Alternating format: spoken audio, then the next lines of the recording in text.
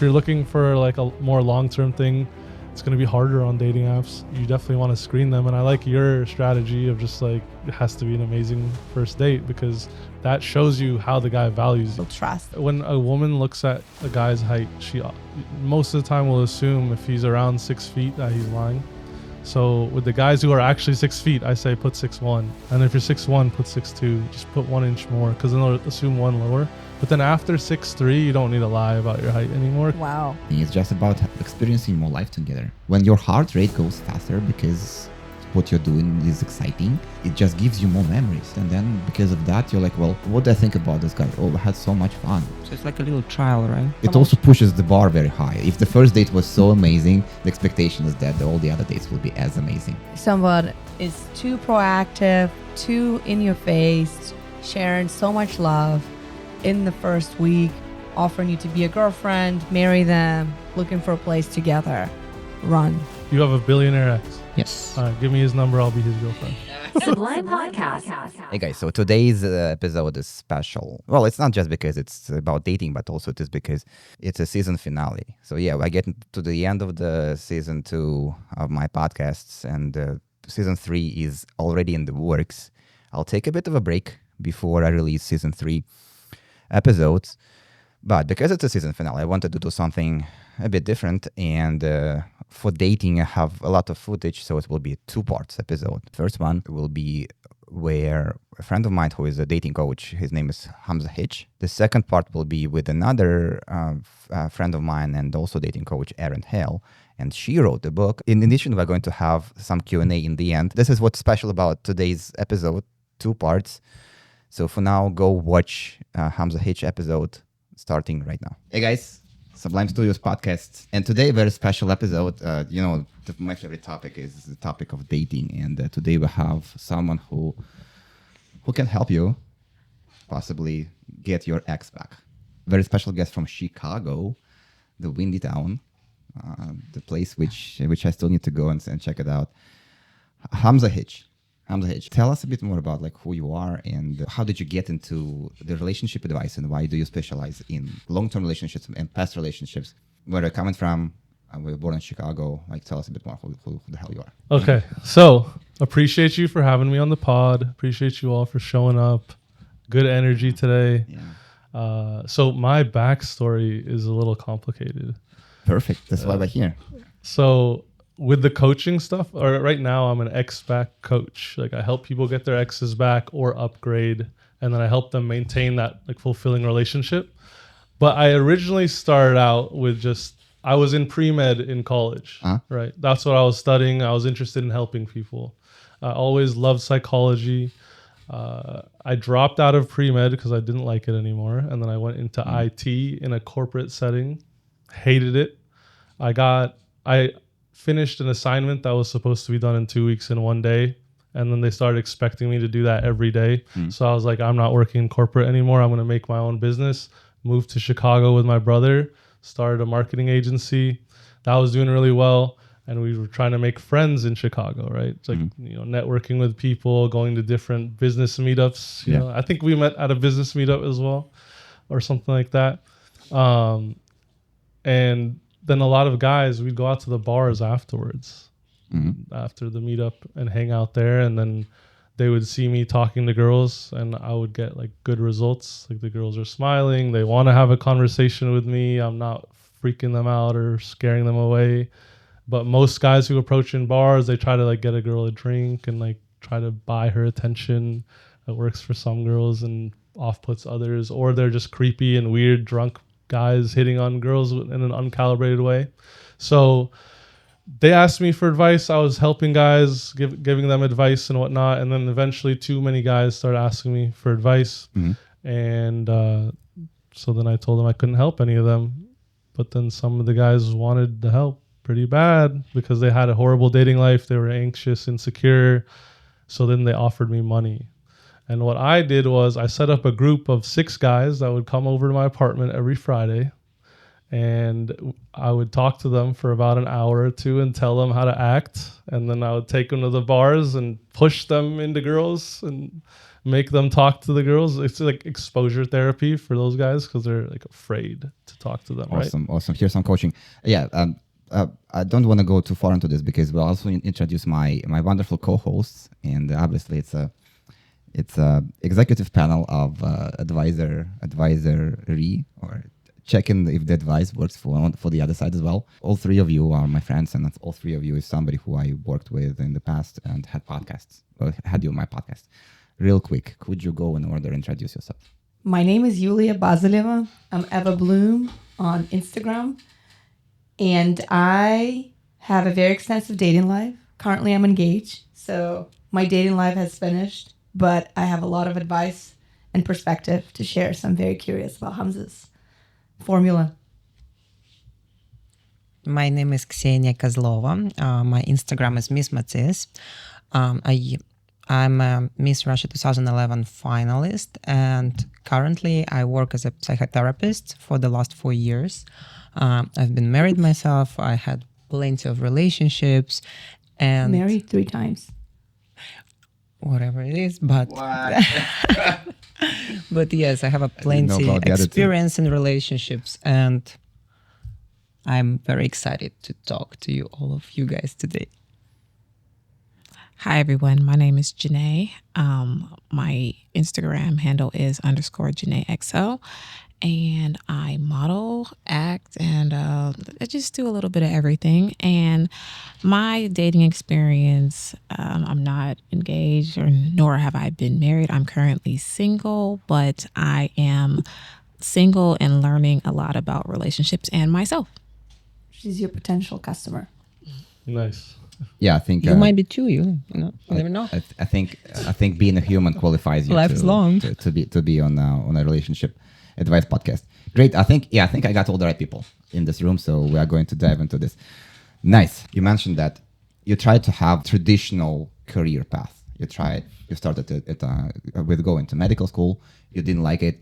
Then you tried to do like technology, IT. Again, you kind of didn't feel like it's yours. You partner up with your brother, right? Who you mentioned, and you started together a marketing company. So why did you feel that marketing is something that you should be doing after trying medical field and technology field?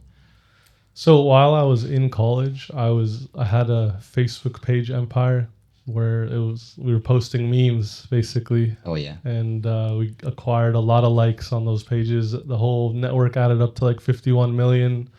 We would just post other people's websites and then get paid per click or like just a big payment for the post, right?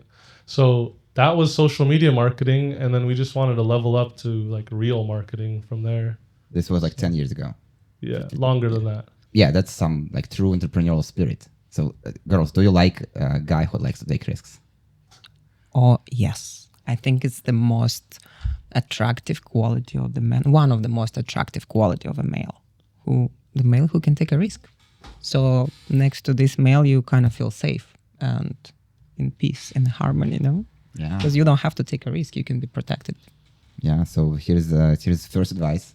Yeah. If you want to get admiration from females, then demonstrate the ability to take risks, I guess. And succeed.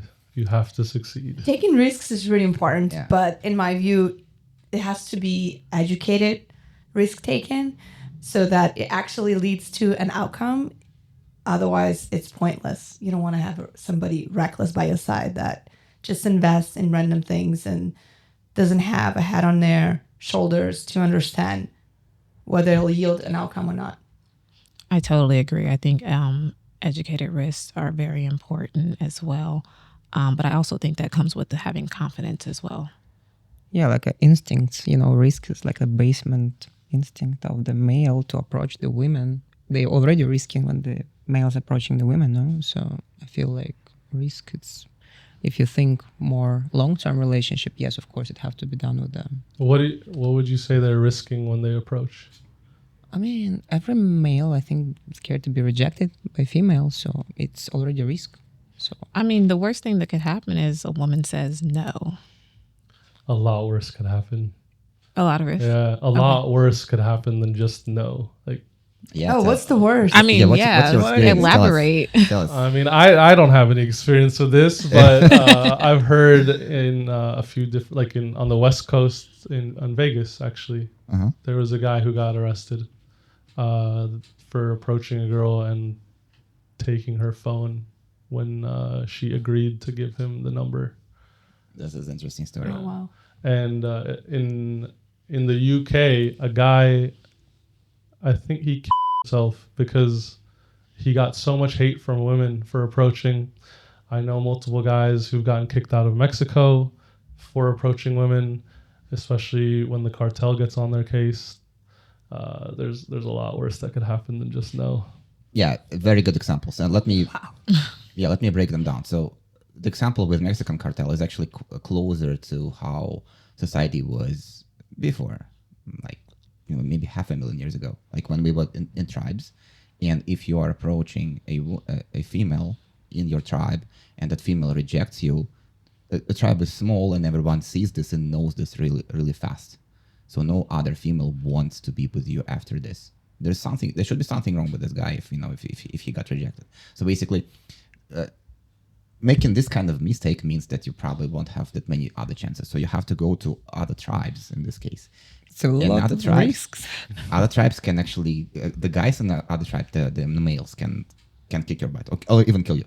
You see? So this is where this initial hesitation or initial uncomfortness with approaching, especially females who you don't know, comes from.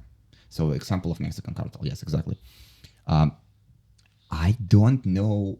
I need to find the stories. It's a very interesting case to do a case study.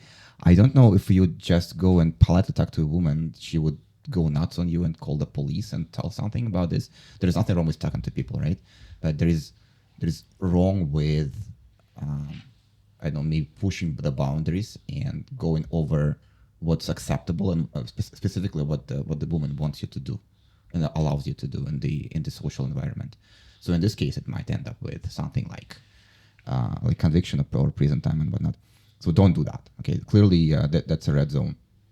But then, in general, if you go to an event where you're supposed to socialize and network, that's technically talking to people who you don't know. A lot of them are females, so I don't see anything wrong with that. What do you guys think?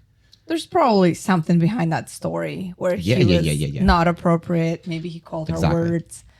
Maybe he tried to touch her. Or maybe she's crazy and she don't like that's males as From- well. Yeah, what if you approach a woman that's like So totally it's wrong? risk. I like that you said that, not me.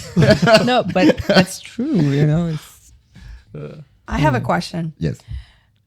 How do you feel about women approaching men? I think that's actually the highest success rate for a woman who wants to get into a relationship is if she approaches the guy. It gives the woman a lot more control and empowers them. So I definitely support it. But at the same time, like some guys could be off-put by that if they're like a very masculine guy and they want like a feminine woman. So it depends on what you want to attract because the way you behave is going to attract a certain type of person. So if you're like a masculine guy, you're usually going to attract a feminine woman and vice versa. But if you're a woman who's approaching, you get a lot more control over 100%. It's actually, there's like a science behind it. It's called a stable marriage algorithm. So technically, the odds of getting the best partner are in the hands of the one who's approaching the partner. So there's a study done where, there's an even number of men and women, and every day men go and propose to a woman, and the woman can say yes or maybe. And then after a while, everyone ends up in a couple, in a pairing. And when they calculate, based on the ratings, who ended up with the best partner. So the ones that were approaching the partner ended up with the best outcome. So it's actually better to approach a potential candidate than wait to receive a proposal. Yeah, but I mean, there are different strategies for women, though. You basically invalidated the whole idea of online dating. Because in online dating, you don't approach anybody. With Bumble, right? I would say a swiping right is a micro approach. It's just not like a real life approach. It is. I agree. But it's like a little bit kind of the same idea where you swipe right. And there's a girl that you think is like your 10 out of 10. Thinking about, is she going to swipe right back? and then a week passes by, no right swipe, and then you think you're ugly because you're not getting any matches. Mm-hmm. You know, online dating is actually horrible for most people's self-esteem. It is horrible. So do you recommend online dating? No. Okay. I think it's a good tool if you like are not in a place where you can easily meet people. Mm-hmm. But I definitely recommend in person way more than online. I agree. Online dating claims to be there for the apps to be deleted, like Hinge, Amoda, the app to be deleted, but it actually is incentivized to do the opposite for people to come back. And the odds are in favor only of the top 5% of the people, which unfortunately are, based on visual characteristics, right? So if the guy is 6.5 blue eyes, finance, Yeah. he's going to get all the swipes. Trust fund. Everyone that's under 6 feet tall, they'll never get any swipe. So those guys end up in the worst position ever. So online dating is horrible for men, especially because women look at the very superficial characteristics on the dating apps, and that doesn't help anyone. So there needs to be a redone app. This business model just does not work. How about there needs to be no app? True. We That's a could good achieve idea. that too. Yeah. I mean, I agree with that. I think we should bring. I'm sorry, go on. No, I was just going to say, I mean, I've done online dating in the past, but I think that it's much better and you probably have better success rates with finding somebody that you're much more compatible with when you meet somebody more organically in person versus an app. I think we should bring that back. We should bring more of a social mixers and interactions. No, but also like when female approaching the male, right? I think it's 100% successful relationships because number one, male will feel already good, no matter even if he's a masculine, right? Everyone like to feel good in relationship, and the one female approaching even a masculine male like, oh my god, she likes me. Oh, should I put attention to her? So I think that's the biggest success when the female doing the first step. Actually, I do not know. It's very common in New York. Girls approach guys. In New York, we have a bit different dynamic compared to, like, as you guys can see, we're in San Francisco. I don't know if you can see the background or not. In New York, we have like 3 to 5% more female population, which doesn't sound much, okay, but this gives you maybe like extra 200,000 women competing for men compared to what we have here, especially like in Silicon Valley, a bit further. San Francisco is kind of maybe not too bad, but like Silicon Valley we have 3 to 6% more men, especially men in this dating age, because those are all the men who have been hired by technology companies to come over with their like PhDs and all the talent that they bring. They are coming here and they are usually single. Don't talk about families who are coming like with all the kids and all the husbands and wives. They are kind of out of the pool. We're talking about men who are single, and primarily majority of them are coming here to work, and they see that there's just too many of them. It's not uncommon to come into a bar somewhere in San Jose, which is like 55 guys and 3 girls. Common situation. But the thing is, when you're at the top, like the top 3%, that all that stuff goes out of the window. It doesn't matter at all. So whenever I go places, I'm always like, I love this place. It's awesome. And then the locals are always complaining about San Francisco, DC, Miami. But like, if you're just a cool guy and you're high value, you're going to get good results no matter where you go. Yeah, we'll talk about this. But what helps is, how tall you are? 6'3". Yeah, so that helps. That helps. You're just more visible to start with. Literally right? the one qualifier on the team. So, guys, just be 6'3". That's the thing. advice. That's the thing is, last time I was in San Francisco, I forgot the bar that I was at, but it was like the quieter bar. It's like started with a B, I think. We went there once. On Folk I forgot. I don't remember. But Marina. we were at this bar, and this little Indian guy came up to me, and he's like, "You just get girls because you're tall." That triggered me because I've been an incel at 6'3". Like when I was like 20. I had like an incel period where I wasn't getting any girls, no attention, and then I had that after I came to San Francisco. I got rejected, and it triggered my ego. And then that messed up my sub communication. So then every girl I went up to was off put by me and rejected me, and my ego got destroyed, and I had to self-reflect on that night.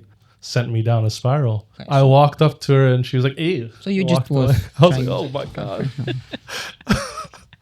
I was shocked. I like looked at her up and down, and I was just like, "Wow, I can't believe like someone just did that." And I was just trying to be nice. Like I wasn't even hitting on her. But that's what I'm saying though. I'm 6'4", You say getting you're rejected. 6'3". 6'4" in He's shoes. growing. Tinder 6'4". Your ego's being inflated as we speak. Tinder 5'8" is 6'1". Depends on how much I stretched that day. But so I'm around 6'3", 6'4", right? I got rejected. I wasn't getting any good results with girls, and then the next day, like I'm getting good results just because of how your energy is. And the thing is, like, one person can perceive you in one way based off your energy, and someone can perceive you in a completely different way, just on how the vibe that you're giving off. I'm sure all three of you have been on dates or you've been around guys who just give you this like off-putting vibe, and you don't know why. And you may even think like, okay, this guy, like, I can see he is like a decently attractive guy, but there's just something off with him. And that's usually when they're like, guys are anxious, and then their like sub-communication is off. Speaking of perception, is it okay to lie on dating apps? It depends. It depends. That's a yes. I want to hear a male and a female perspective. What if the guy said he's 6.5, 6.4, and then he shows up and he's under 6 feet tall? My husband number 3 was 5'7", and I'm myself 6 feet tall. So tall, it's never been characteristic how I choose the male. You kind of used to the fact that majority of guys are. Yeah, everyone normally like way shorter than me. It's the perspective of a tall girl. And I guess in your case it also applies. You probably see a lot of guys who are about your height, right? I used to attract guys that were my height or maybe a little bit shorter, but typically I attract guys that are like 6 feet and up now. Yeah. I actually like shorter than me males because I feel like they're fighters and they like to achieve women. Because sometimes when male is tall, he's like, oh, I'm tall, I'm cool, I'm pretty, right? Females will approach me. And the males who always like suffer with getting the female attention, right? They like to approach women, so they're gonna do everything like, baby, anything you want, and that's attractive like to me. So I don't care about the tall, I care about more different like quality of a male, I would say that. And lying about the dating app, I never used the dating app in my life, and I don't know, I mean, sometimes maybe when girls using Photoshop, right, to edit the pictures, so maybe if male lie a little bit about his tall, I think it's okay maybe. Well, I think your story is a bit unusual because you didn't really need to do anything about your dating pool after you got to the Miss Russia finals, right? Life happened to you after this. No, but I also was born kind of with good genes, so it's kind of also a bonus, you know. To validate your question, so dating apps are built on top of data, right? And there is algorithm that is responsible for suggesting your profile to whoever you're interested in, and this algorithm has massive biases, and it's everywhere in the news, right? So it can be anything about like, religion, color, as well as height. Okay, so what algorithm does is it will suggest you people who are taller by definition. It will suggest you people who are in the age group that you chose. So anybody who doesn't fit there is automatically disqualified. So now, when you're lying on your dating app about your height, what are you actually doing? Are you lying to your possible partner, or are you lying to make sure that algorithm gives you a chance? Okay, Eugene also lies on his dating apps. I lie everywhere, I'm not even Eugene. Yeah, so I mean, the thing with lying on dating apps is with guys' height specifically, it's expected. If you're around 6 feet. Wow. No, So it's expected. It is when a woman looks at a guy's height, she most of the time will assume if he's around 6 feet that he's lying. So with the guys who are actually 6 feet, I say put 6'1", because they're gonna assume you're 6 feet. And if you're 6'1", put 6'2". Just put 1 inch more, because then they'll assume 1 lower. But then after 6'3", you don't need to lie about your height anymore, because it actually drops off Like the taller you are after 6'3", the less matches you get and stuff. Relationship advice from a paid dating coach. Lie on your dating apps about your height. Hold on. What about age? Listen. Yeah, we'll clip this. I'm giving advice based off of how society behaves, first of all. Secondly, She's giving chances to males. That's what I understand, right? Chances to males who unwanted in relationship. It's actually a woman problem, to be honest. Like, it's a woman problem because they assume that men are exaggerating their heights on dating apps. So the honest guys, they can't even be honest. I never assumed that guys lie on the dating apps. Really? Then why'd you ask the question? I've met a lot of people that lied about their height or age, profession. Women lie about age all the time too, no? Mm-hmm. Do they? I mean, a lot of I feel like girlfriends my of mine, level yes. of integrity is very high. I was going to say the same thing. I was like, people lie on dating apps about their Right? height. But you know what? It works. Social media is fake. Well, Shocking. the dating apps don't work. I've heard of Face app, Facetune. Oh, here's another another That's what example women do. of how lying can be like a good thing on a dating app. A good thing. If you want to target a specific race, like on Hinge, you can list yourself as that race so that you get more matches with those type of people. Yeah. Oh. So that's again example of where you're trying to tune your profile such that algorithm gives you matches that you want. Okay.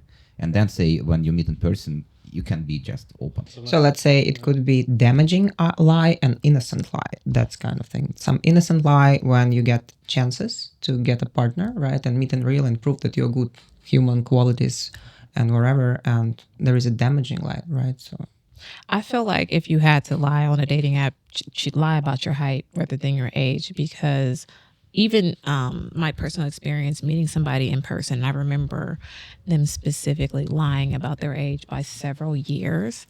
And it was already a little bit past my threshold initially, but when they told me their real age, it was like, oh no, absolutely not. Because if you're lying about your age, it's what like, age for you? Absolutely no. I typically like to date guys only a few years older than me, maybe like, I say 5 to 7 years, but ideally probably like 3. I heard the odds for a man to meet a woman if they're above 40 drop significantly. So if the guy hits 40, he starts making up the age. But I've seen people in their 30s reducing their age as well, just so they can meet younger women. So I want to make a bridge to another advice which I learned from like another friend of mine who I like to bring up, Erin Hill. And basically she is the advocate of a first date being more like a kind of screening date, like go for coffee, go for something that doesn't assume a lot of time commitment, because if things like what you describe about happen, and if it's if you're getting catfished, you can just eject, and there is pretty much you still have the whole day to go by. I agree with that as well. I like that, but Yeah. you should let the guy, if you're a woman, you should let the guy propose a date and see what kind of date he proposes for you, because Okay, yeah, let's talk about it. that could be. They're how not it very goes. good with that. What should be the first date in this case? Let's go around the room and tell me about your ideal first date. Do you want to start? I'm struggling to answer because I can see how my time is very valuable and I don't want to waste my time on the wrong date. It's great if I can exit out, but I think something happens outside of the dating app that can really make or break the deal, which is your personality. If you have a great personality, you want to make sure it shines, you can impress the woman, and then nothing else matters, your age, your profession, or your height. So if the guy can come up with an impressive date, that would be amazing. I went on a skydiving adventure for one of my first days. That was really cool. That was the one date that we never saw each other again. What if it was the wrong guy? Would you still skydive with him? So it's a very controversial question because it's easy to do something fun with anybody. It's easy to go on a vacation with the wrong person if the vacation is super fun. So if you really want to get to know somebody, you might be better off just going on the walk or getting that coffee or going for brunch. so you can be in the boring environment so you can get to know each other. At the same time, you will have all of your questionnaires log that you're gonna, interrogate that person. So you may want to go on an adventure date where you shut down that piece of yourself and you just being in the moment, really enjoying yourself, being really present, and have this enthusiasm and joy and sense of adventure. And I think that really can help unlock a lot of genuinity in the relationship, and that can set it on the right track. So if I were to give an advice of what to do on the first date, I'd recommend going on adventure where both partners can be really present in the moment and really enjoy it themselves. What happened with the skydiving guy? I think we both had really busy schedules. So we both loved adventures, but just kind of didn't cross our path. I think for the right person, that schedule opens up Yes. on both ends. So basically, he wasn't good enough for you. This is what you're saying. Nope. Yeah. Yeah, that's okay. That's what first dates are for. Sure. Keep going. Would you like to go? Oh, sure. So the first dates, okay. I think the first moment, one more time, I never used the dating apps in my life. So to me, first date, it's when the first time see the human in real life, right? Whoa. So basically, it's you already sense the human. You already see if you like the look, if you like the talk. And then if the person interested in you and you're interested in the person, then you guys can decide, do you want to meet again? And wherever you want to meet again, it's kind of you both agreeing. It could be coffee, it could be restaurant, it could be travel, right?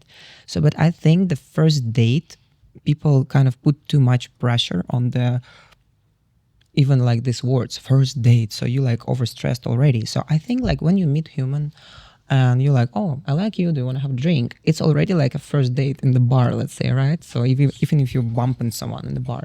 So I would say, do you want to meet this person again? And that's already kind of getting you little by little into relationships. And then you figure out the intentions of the relationships. Do you want to continue it or you don't? And that's kind of how I feel about that. But first date, I would not go on a first date with a stranger. It's like, why would I? So you mean you would not go on a first date with anybody who you haven't met in person? Yes, Is what you meant. 100%. No. So in this case, dating apps are not for you. It's Not all for about me. meeting strangers from internet. Yes. Okay. You also mentioned another thing. When you say that first date is very high pressure situation, what do you mean by high pressure? No, high pressure is like when you do not know the person, like how can you understand what like, how can you sense the person, right? Even at dinner, for example, the guy inviting you, can I ask you for a dinner, right? But you like, I don't know you. Why should I go? I can eat myself. I can go to the restaurant with my friends. Like, why should I go with you? Why should I choose you? So it's, yeah. So you're saying you like low pressure first dates, like maybe a coffee or like meetup, like Yes. something short. Yes, I would Okay, say something okay, chill. that makes sense. And both of you are Russian? Yes. Are you Russian? Or Ukrainian, Belarusian. Ukrainian? Belarusian? I never heard that from an Eastern European woman before. That they don't like dinner dates first I'm to date. San Francisco. That's No, not the only thing I you're lived in used to. California for 10 years, and before I lived in Italy for 5. So I lived in Europe. I had my experience there, Russia, everywhere. I mean, So has your perspective changed, is what you're saying, over time? no, not. Or you've never. always been like this? Pretty much, yeah. Okay. I will say for myself, I'm in between. Like, I like adventure dates, but I also like dates that are kind of short and sweet. Like, it just depends. I'm open to both. Like, I like adventure dates for the simple fact of, like you said, let's be in the moment, let's enjoy each other for now, and then let's get into the nitty gritty of stuff after. And then also too, I'm okay with like a coffee date or even like a happy hour date, like something earlier in the evening if you have plans with friends or something like It that. also depends on your intentions. Like, what do you want? From Yeah, this it's just date, like, right? let's just have a chat, maybe like an hour or two, and low pressure, low impact, and it's introductory. So I'm like split between both, like for sure. Yeah, meeting in your happy state is like the best you can do for the first date. And sometimes that means it's not coming from the dating app. It's at the bar, right? Or on the trip. I met my fiance in Saint-Tropez. We were at the beach club having lunch and dancing on the tables. And, we are where we are now, engaged. And I think that was the reason why we weren't You weren't stressed. You was having weren't fun. stressing. We weren't stressed. We weren't thinking about what questions to ask. Does he qualify? Do I qualify? Do I meet his criteria? Long list of requirements. But we were just in the moment enjoying ourselves. Yeah, I think like the most you make a woman feel comfortable and relaxed next to you, the more you get chances, you know. Even like if the guy came on the helicopter and buy you Ferrari, like, please be with me. You're like, I feel like that's too much charm. That's like, no, you can take Ferrari and helicopter, but yeah, for sure. it's not necessarily going to be with a guy, you know. Right. Experience, right? So it's kind Well, of yeah, no, yeah. funny. Definitely don't turn down the experience. But at the same time, if you're actually dating with intention, I feel like sometimes with all of that sorts of things, it can kind of get in the way of who the person is, because it's like, why are you doing all of this on a first date? many reasons. Many reasons, exactly. But a lot of times, I feel like if somebody is doing that much, I mean, it also depends on, social class and, financial standing and things like that.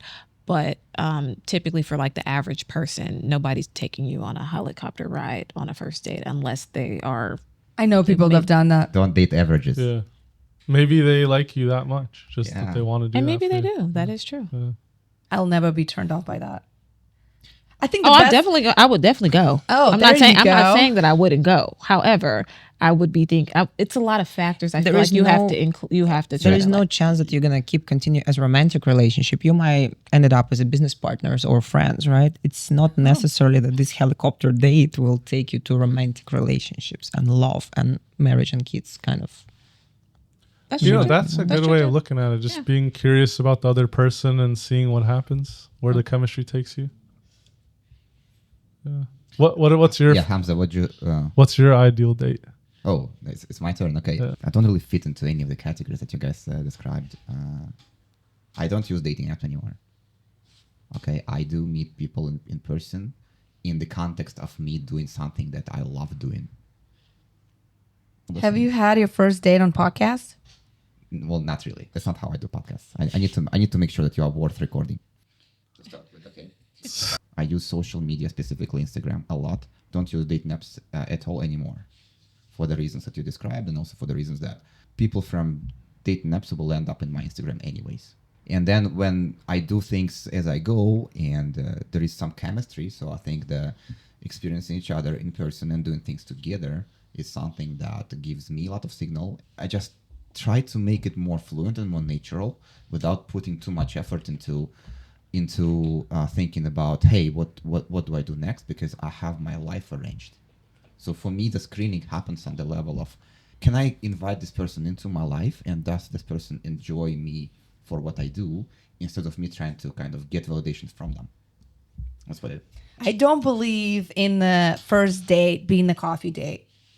I think the ideal first date is going to a music festival, a concert, partying at the bar, nightclub, or meeting at French Riviera. Okay, can I ask you something, Julia? Like, for example, you're going to a first date with the guy who you just meeting, and you're going to the music festival, right?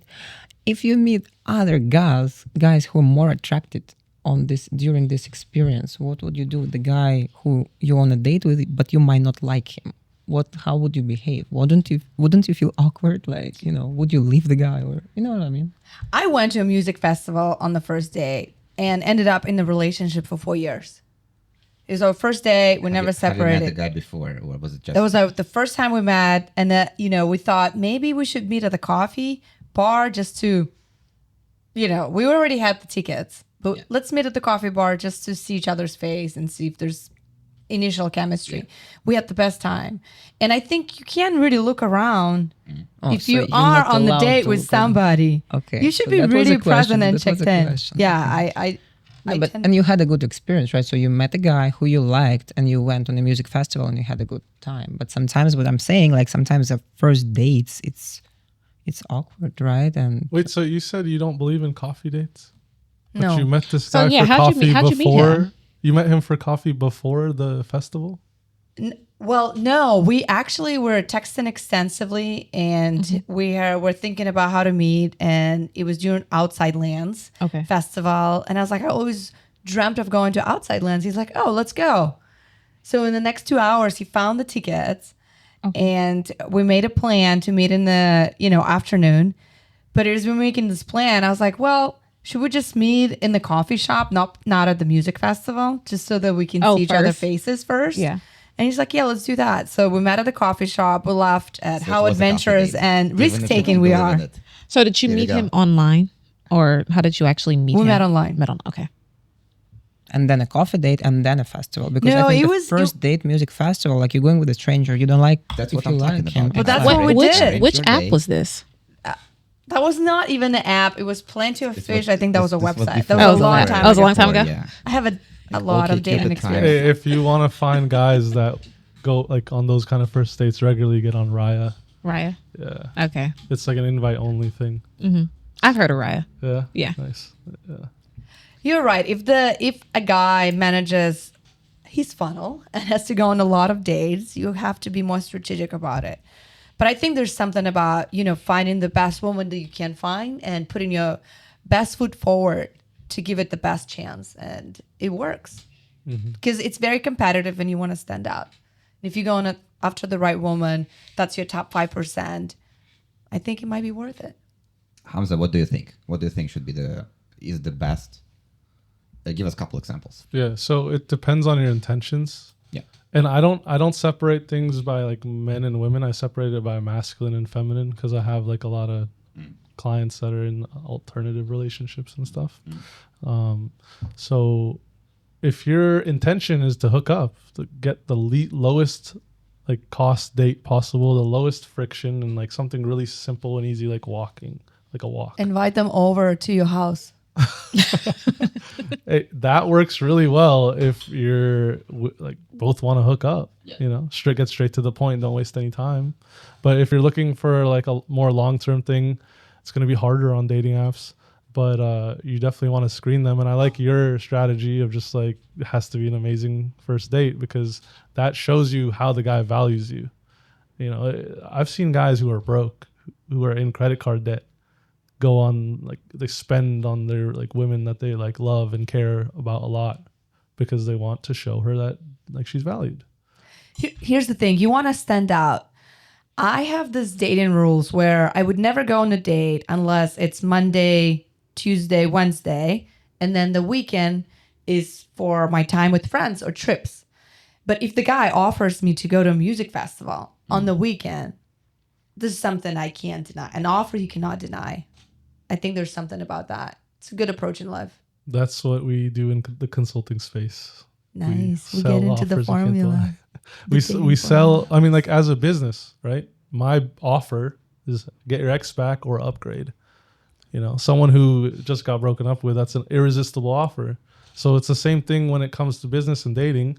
Put out an irresistible offer, and then you're going to attract the kind of people that you want.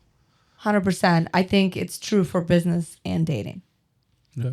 Yeah, and let's get a bit deeper into this. You put out an offer that your ex would probably accept.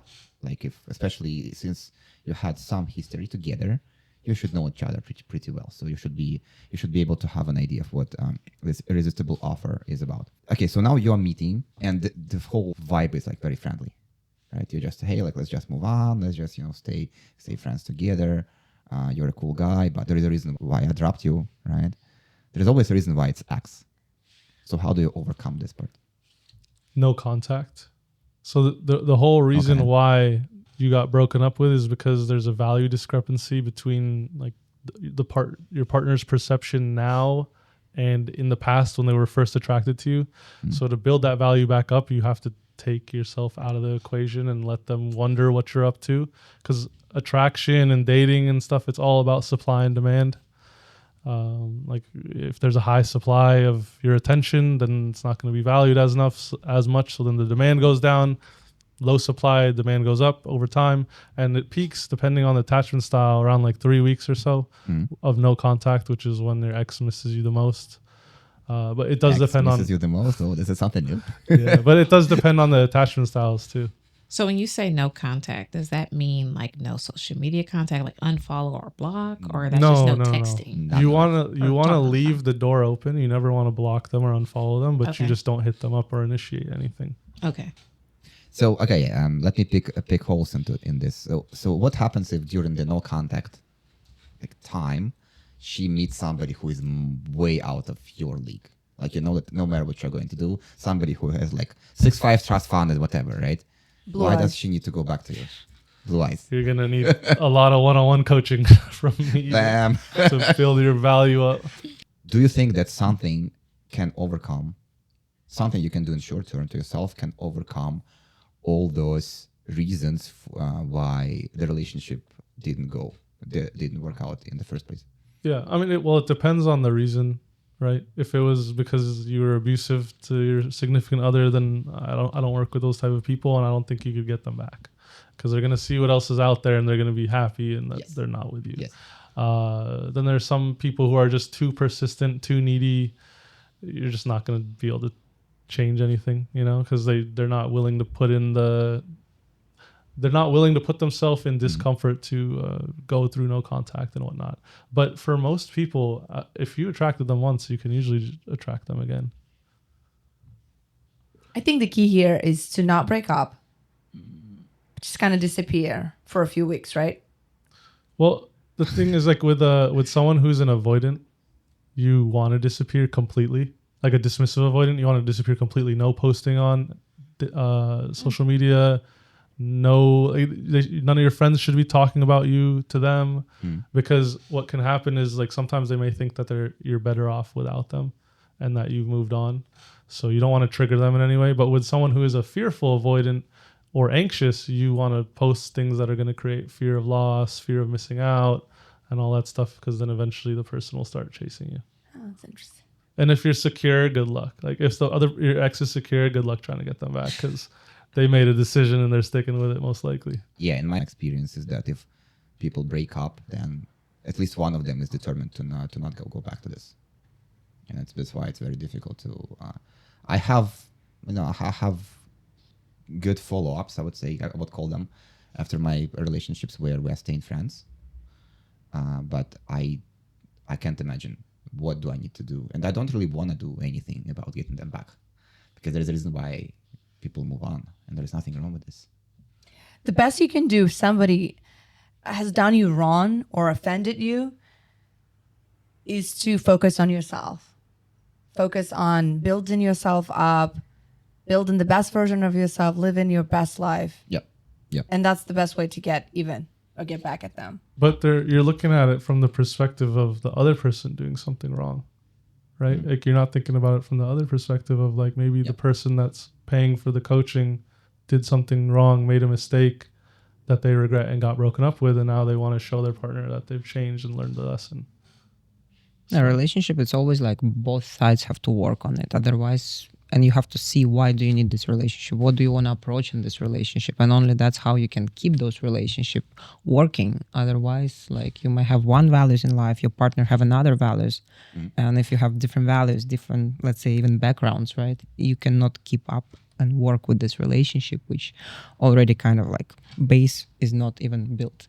So To me, if the person is still listening to you and still is considering whether they should continue this relationship or not, you haven't really broken up yet. Mm-hmm. I've my experience. I'm not saying that this is the common situation, but I've been in a lot of situations where you can just talk it out, and multiple times, not just once. Like, everything is bad. You are arguing nonstop. You just sit together. You are genuine to each other. You're explaining motivation. You're explaining why you behave in such a way. You listen to the other person. Listening is, and we talked about this last time, listening is one of the best skills you can exercise in any relationship, right? You understand them, and that's enough to continue. For how long, though, it's very situational. But if you are in the phase where your ex is still open to your delivery and your influence on them, then the relationship is still continuous. It's not really like ex yet. So I have a question, and not to necessarily change the subject, but I did want to ask a question about social media. So say you break up with someone, right? Mm-hmm. And they're they still follow you, and they watch every single story. From a woman's perspective, how should we perceive that as women? I mean, sorry, a man's perspective. Sorry about that. So, the man is viewing your stories still? Mm-hmm. What does that mean? how should a woman Not take that? much. Not much. They're just It's a low value action. Low value. And what if he reaches out to you low effort. still? What if he's still reaching depends out to on how he reaches out. you? Okay. So if he's like liking one of your stories, that's like the lowest effort besides viewing. If he's sending you like reels or TikToks or whatever, that's like pretty low effort too. He's probably just No, sending, I mean like what if he's texting you and stuff like that? like trying to have a conversation. like with every you. few weeks. Oh, hey, how's it going? Hope all is well. Things like that. They probably want you back. Yeah, Okay. yeah. Yeah. Oh, Wow. You'd only reach out to someone that you want to have a back and forth with, right? Right. So why would he want to have a back and forth with you? Unless they want you back. Yeah. And then in addition, what I was saying is in addition to the social media thing, constantly watching stories and stuff like that, and then still reaching out. It may not be every day, but maybe you may hear from them every few weeks or so, Yeah. stuff like that. Okay. In the breakup too, there are different phases. So like the curiosity phase it comes after the relief stage. And that's where like they start to wonder what you're up to and stuff like that. So you'll start to see them checking out your stuff more in that when they're in that phase. What And then if asking to point. meet up as Very well? good point.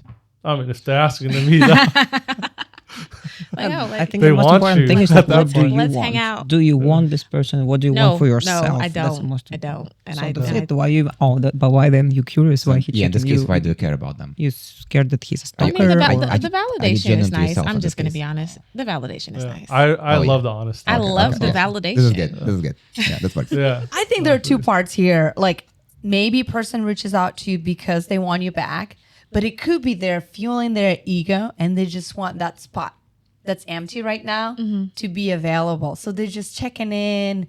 Breadcrumbing. What is it called? Tagging you, breadcrumbing. Breadcrumbing. Yeah. In case you're available, maybe they'll hang out with you. Those are really dangerous situations. If a guy reaches out to you like every 3 months or like even once a month just to hang out, hey, let's connect, I say run. Control, One of my- like is what you're saying, like trying to occupy your space. If you broke up with someone, it's 100%. already a reason why you broke up with this person, right? Yes. You don't want to go back.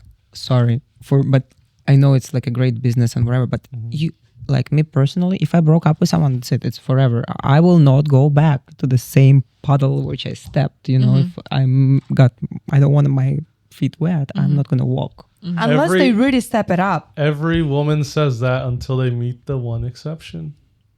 Every single time. Exception is only you and yourself, Think your about- goals, your values. Think about your Partner ex. comes to achieve goals together. Think about your ex. Now think about them fully secure and they're a billionaire. I mean, some of them are, and it's fine. You have a billionaire ex. Yes. All right, give me his number. I'll be his girlfriend. I Wait, think he's leave that crazy. well. Were you guys married? No, I'm kidding. That's cool though. That's pretty cool. So you, no matter what, you stick to your guns. I think, when you put someone else in priority, that's it. You got codependent, addicted, and you struggling with all those relationship problems. If you know for yourself, where is my peace? Who will provide me, which partner will be perfectly matched for me, who will provide me peace, harmony, and with whom we can achieve the same beautiful goals. I don't know. For someone, it's a goals like, let's go travel together, or let's buy a house together, or let's have a family and make children, right? So it depends on the goals. It depends what you want for yourself. And then if you're comfortable with a partner and you have common goals, it should not be problems in relationship, I think, because all this emotional attach and breaking, it's only when you're not matching with the more basic things or more future goals. I would say that's why relationship, the people trying to work it. But if you have not much in common for the future, it's nothing you can do about it. So you want to have similarity in values and values and similarity the in backgrounds. future I think goals. backgrounds is important. I think like level of Ridiculous, right? education, if it's important, like family where you're from, it's important. So a lot of basic is important, and the future goals. You can make it work, right? Because partners supposed to grow together. Partners not supposed to we meet each other not to fight and argue. We meet each other to be happy and grow together. So I think, some people trying to make it work, but if it's not basic things like values and future, you can try, but most likely it's risky that he will choose another girl or you will choose another male, right? So money is important, but not the only thing that helps the relationship. So Yeah, what's I think- 100%. I think- what's in 100%. both of your top? Oh no, go ahead. I think where you're going is you mentioned fully secure. Like, what do you mean by this? takes care of you in every way, emotionally, physically, monetarily. So that's basically doesn't get the reason why usually breakups happen, because there is not enough mutual respect. right. Yeah. So I mean, he's taking care of you in every single way, right? If you're secure, and then they're also like emotionally intelligent, not treating you poorly, is able to have conversations with you and deal with all the problems and stuff. So it's like, if someone joins a program like that, like mine, and then they go from insecure to secure, they increase their value, they show that they're not the same person that they were before, it's really not that hard to get your ex back, because you're just a more attractive version than yourself. So that's all sounds amazing, but my question is, in this case, if you become that much better, why do you need your ex? Why not? Well, if you're the person that messed up, then you need to work on yourself. Yeah. Or you have be a better person. See, this is the thing, is like most people are just like, getting your ex back is toxic. Why do you want your ex back? But when you really think about it, it's just like a very low awareness, because you're not thinking about the other perspectives. You're not thinking about like any other situations besides your own. And you're just imagining your toxic exes who you've brainwashed yourself sometimes into thinking are bad, because you couldn't rationalize the rejection. So then, like, a lot of people, their ex is a narcissist and a psychopath, sociopath. And then you actually really look at it, and their ex is really not that bad. They were just an insecure person who couldn't communicate properly. How long does it take for a person to change from an insecure to a secure one? And do all those things provide for a woman, take care of her emotionally, physically, on all capacities? Is it really 3 weeks? No, 3 weeks is the point where your ex misses you the most at the beginning. But as far as that self-development transformation goes, that's like a multiple month thing, if not years thing. So you're like, and I'm developing right now. I'm self-improving myself constantly. It's like a lifestyle, to be honest. Yeah. Everyone should be doing this, 100%. Okay, so on this topic, what is your position on this kind of like soft breakups? I don't believe in those. Like breaks. What is a soft breakup? Can you define It's like that? you're kind of like hanging out with each other, but you are not really dating anymore. It's complicated stage. You know, like It's say probably you have not searched. you haven't other you haven't person, found somebody to replace. You haven't replaced them Yes. yet. Yeah. You're just using the person literally. kind of, yeah. I actually love the no contact policy. I think it has benefits on many different levels. Number one, you change the dynamic where your perception of the value that you bring changes. If you're just hanging out and continue on that track, you're not bringing more value. So stopping the contact really helps with that. It really helps people to sit down and think through their emotion, calm down, think about whether that was a good relationship or not, whether they want to continue or not, in a sober state. And 3, it helps you really focus on yourself and become a better version of yourself, which could take months, but I'm still for no contact policy. I like that. Great. You mentioned one more thing, the influence of substances. So by sober, you mean like sober from Emotion, or like say, you know, like this feeling when you like get drunk and you're like, well, I really want my ex back right now. And you start messaging them. And then in the morning you wake up like, what? we talked about it last time. We don't want to be in a situation where we react to a situation, where we react to a person, where we bring in bad emotions. We want to be proactive with our communication. And you can only achieve that when you are emotionally centered, when you're feeling great. I call it being sober from emotions. Right. At baseline. Yeah. Yeah. I think that takes time. It could take a couple of weeks really to calm down. Yeah, depending on the situation. Yeah. Yeah.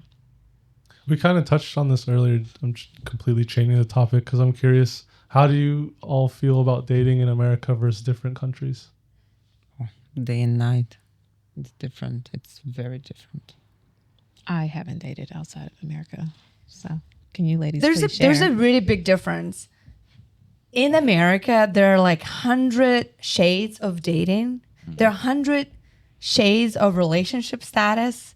And it took me years to remember figure it out, all of yeah. them. There's dating, there's seeing each other, there's being boyfriend, girlfriend, there's being engaged, and then there's being married. Right. You forgot, Outside? you forgot situationship. Oh, situationship. There's many more. 100%. No, but I think Like your there's roommates, but outside of with America, it's so simple. so and- many. Outside of America, it's very simple. You meet a person, you kiss, you hold hands, and that's it. That's your boyfriend, girlfriend, and everything. That's your partner. I actually think why America is like so complicated and like even we are here in San Francisco, even having this topic, right, is because people have complications with dating in America. I would say America is a country which has a lot of different cultures, right? People coming from everywhere in the world. So 100%. you not only have to deal with the male and female relationship, you also have to deal with a bunch of different cultures.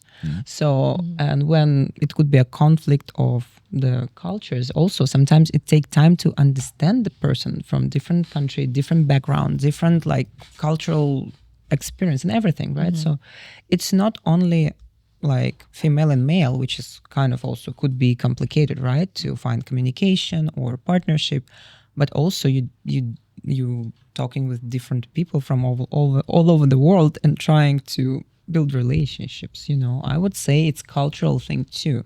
Yeah, I think it's that, and also the choice. There's unlimited choice here, and the internet made the choice even more infinite for all of us, and it makes it really hard.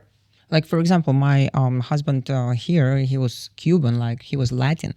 And sometimes when he was expressing his emotions, I was taking it as like an attack. Like he was like, I was feeling, oh my God, why he's screaming. And it's just a normal way for some people like express themselves. And then like, we're good. So it was just like more what you're saying, masculine, like more temper. Very culture And specific, because I like, agree with yeah, in like where I'm from in Russia, like males are more like chill. They don't react. They don't show emotions. Thick skin. They don't. Like, They barely smile. Maybe if once a year he smiles, it's like, oh my God, he's so happy right now. You know, I made him happy finally.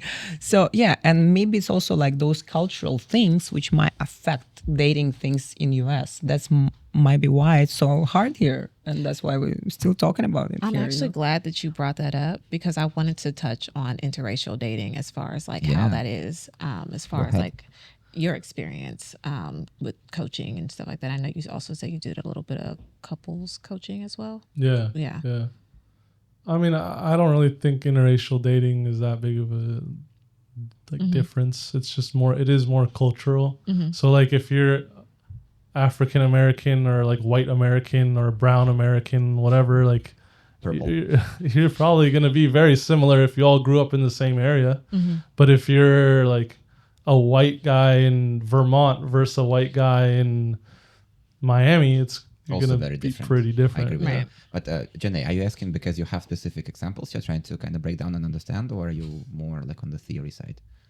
Kind of on the theory side, just trying to figure things, just asking questions and stuff like that. So I think it's not about that much about the color, difference in colors, but it's much about difference in cultures. Okay. And I've been in a bunch of different kind of relationships, and I think accepting the culture of your partner is part of the mutual respect. Okay. Especially if that's something that actually kind of pushed you together in the first place. Hey, like we're so different, and that's why like we have so much like fire going on. No, like, but honestly, it could be causing a lot of misunderstanding, right? Because what for him is course, normal, of to me course. is like, oh my God, you raised the course. voice on me. Why? I'm course, breaking up of with you. course. So it's a lot. To your example, if you're dating somebody coming from like Caribbean culture, Latino culture, for those cultures, it's normal to express yourself in this way, just to be out there, to maybe throw some extra drama, to to push it a bit further, toxic. and then be. Well, I know it might be toxic, but there's some. I find it entertaining, honestly. Like I wouldn't be able to date a girl who is just boring. You see, I find it. Sometimes you just want a peace, in your life. Yes, you don't want it's this too entertainment. Much, if it's too much, then yes, maybe you need to rethink this. Okay, but there has to be some level, some level of entertainment. Okay. International dating used to be very exotic, so people used to love, I'm dating this exotic person. But I think it used to be something to. it has changed from that to be normal and totally acceptable. And I'm excited about it. I'm celebrating it. It's similar to having diversity in the business. having diverse perspectives, diverse backgrounds actually enhances the relationship. And there could be a lot of similarities in the culture, and that could really help make the relationship work. 100%. So to close up on your original question,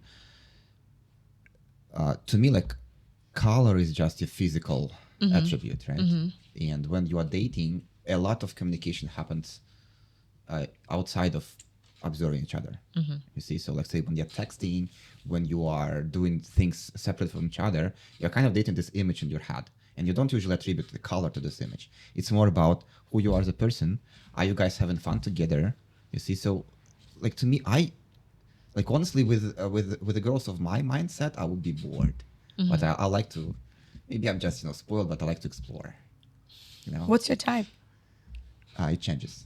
Like, now I'm into fashion models, obviously, right? Exploring. Surprise. This is your moment to advertise. Advertise? No, I don't need advertisement. I'm okay. By the way, come to my show next weekend. Oh. Yeah, and you'll see. Actually, come to my audition tomorrow. You're going, right? It's going to be a private show. We have 3 designers in place.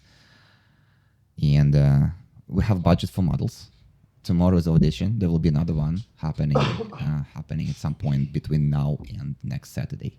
Okay. So we only have 8 spots. That's why we only want the best. Okay.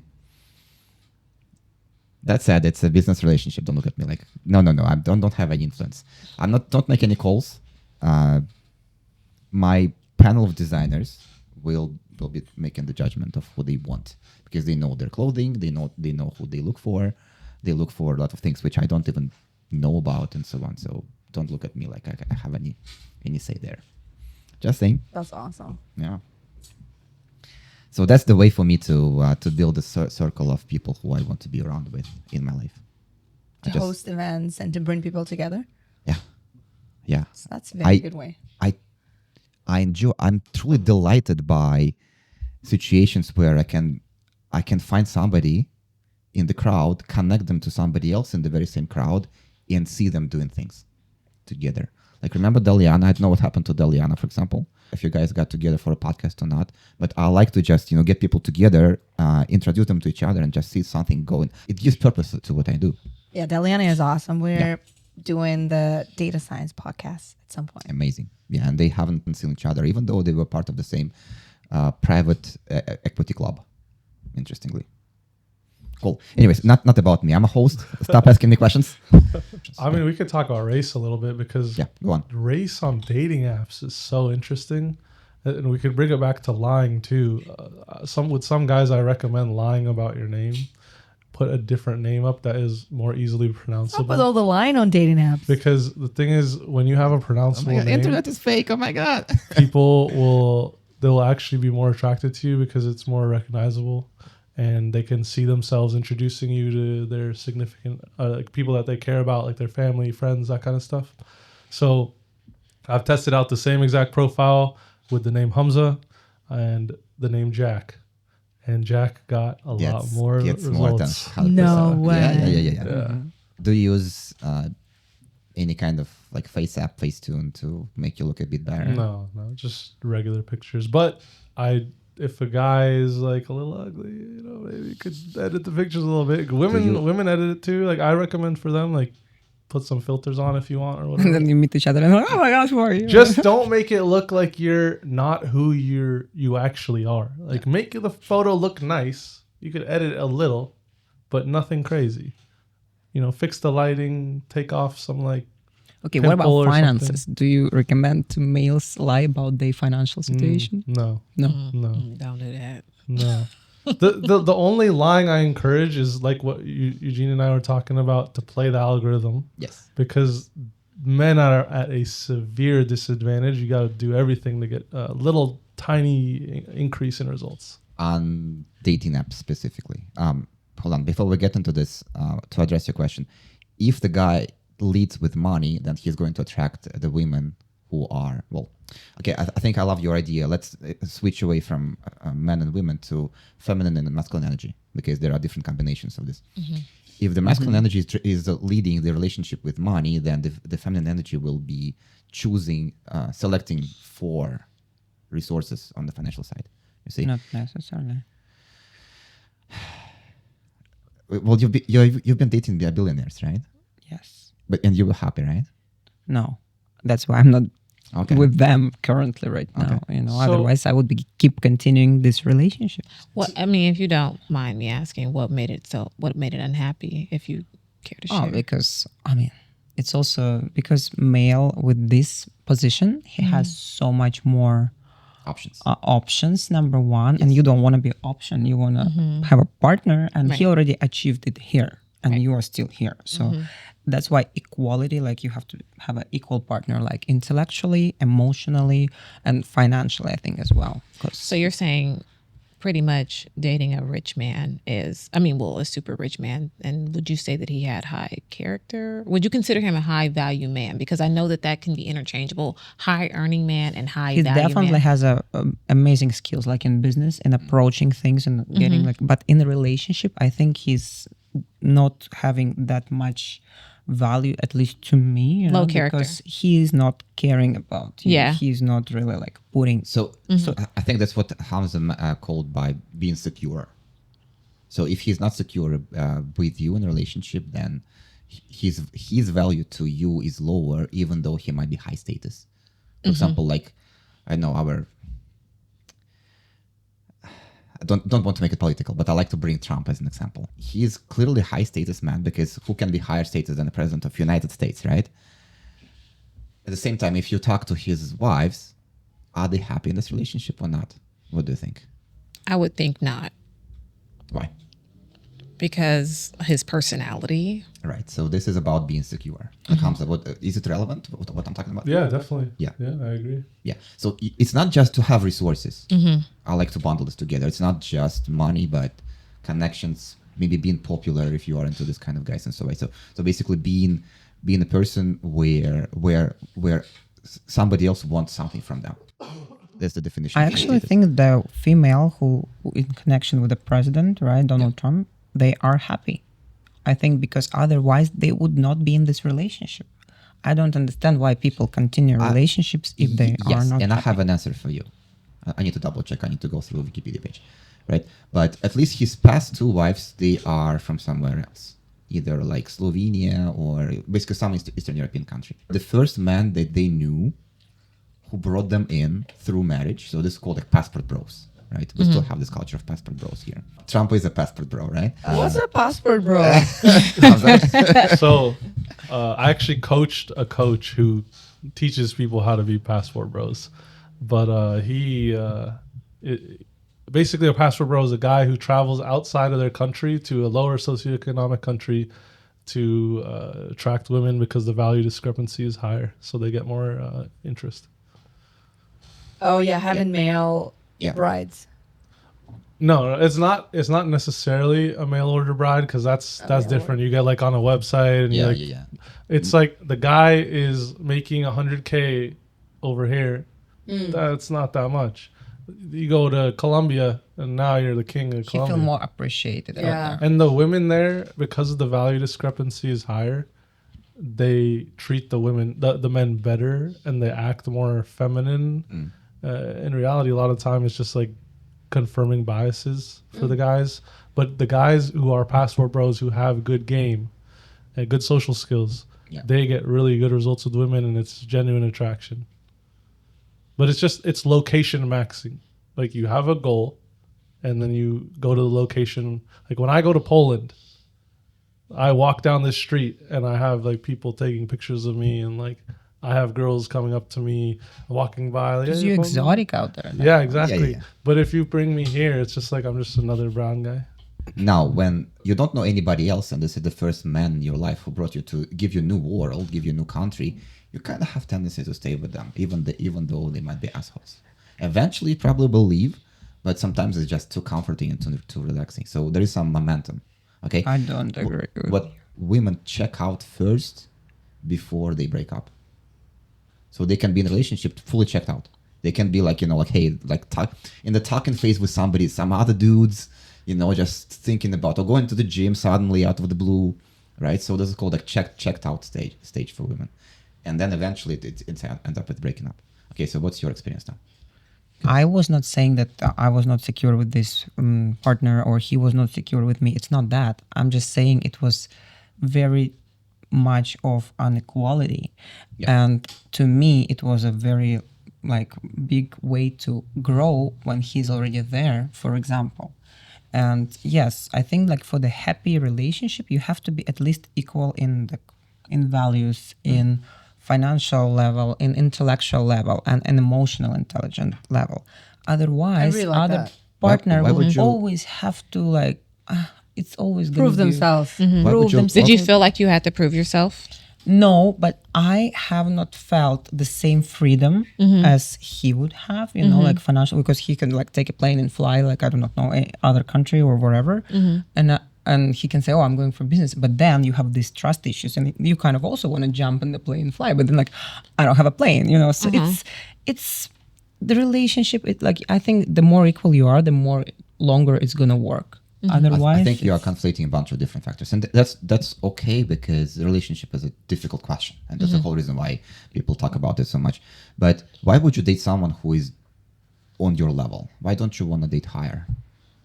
No, I do want to date higher, Okay, but so then we agree on this, okay? maybe I didn't want to grow myself, you know, that time. And I wanted someone more simple and easy. It would be my comfort zone.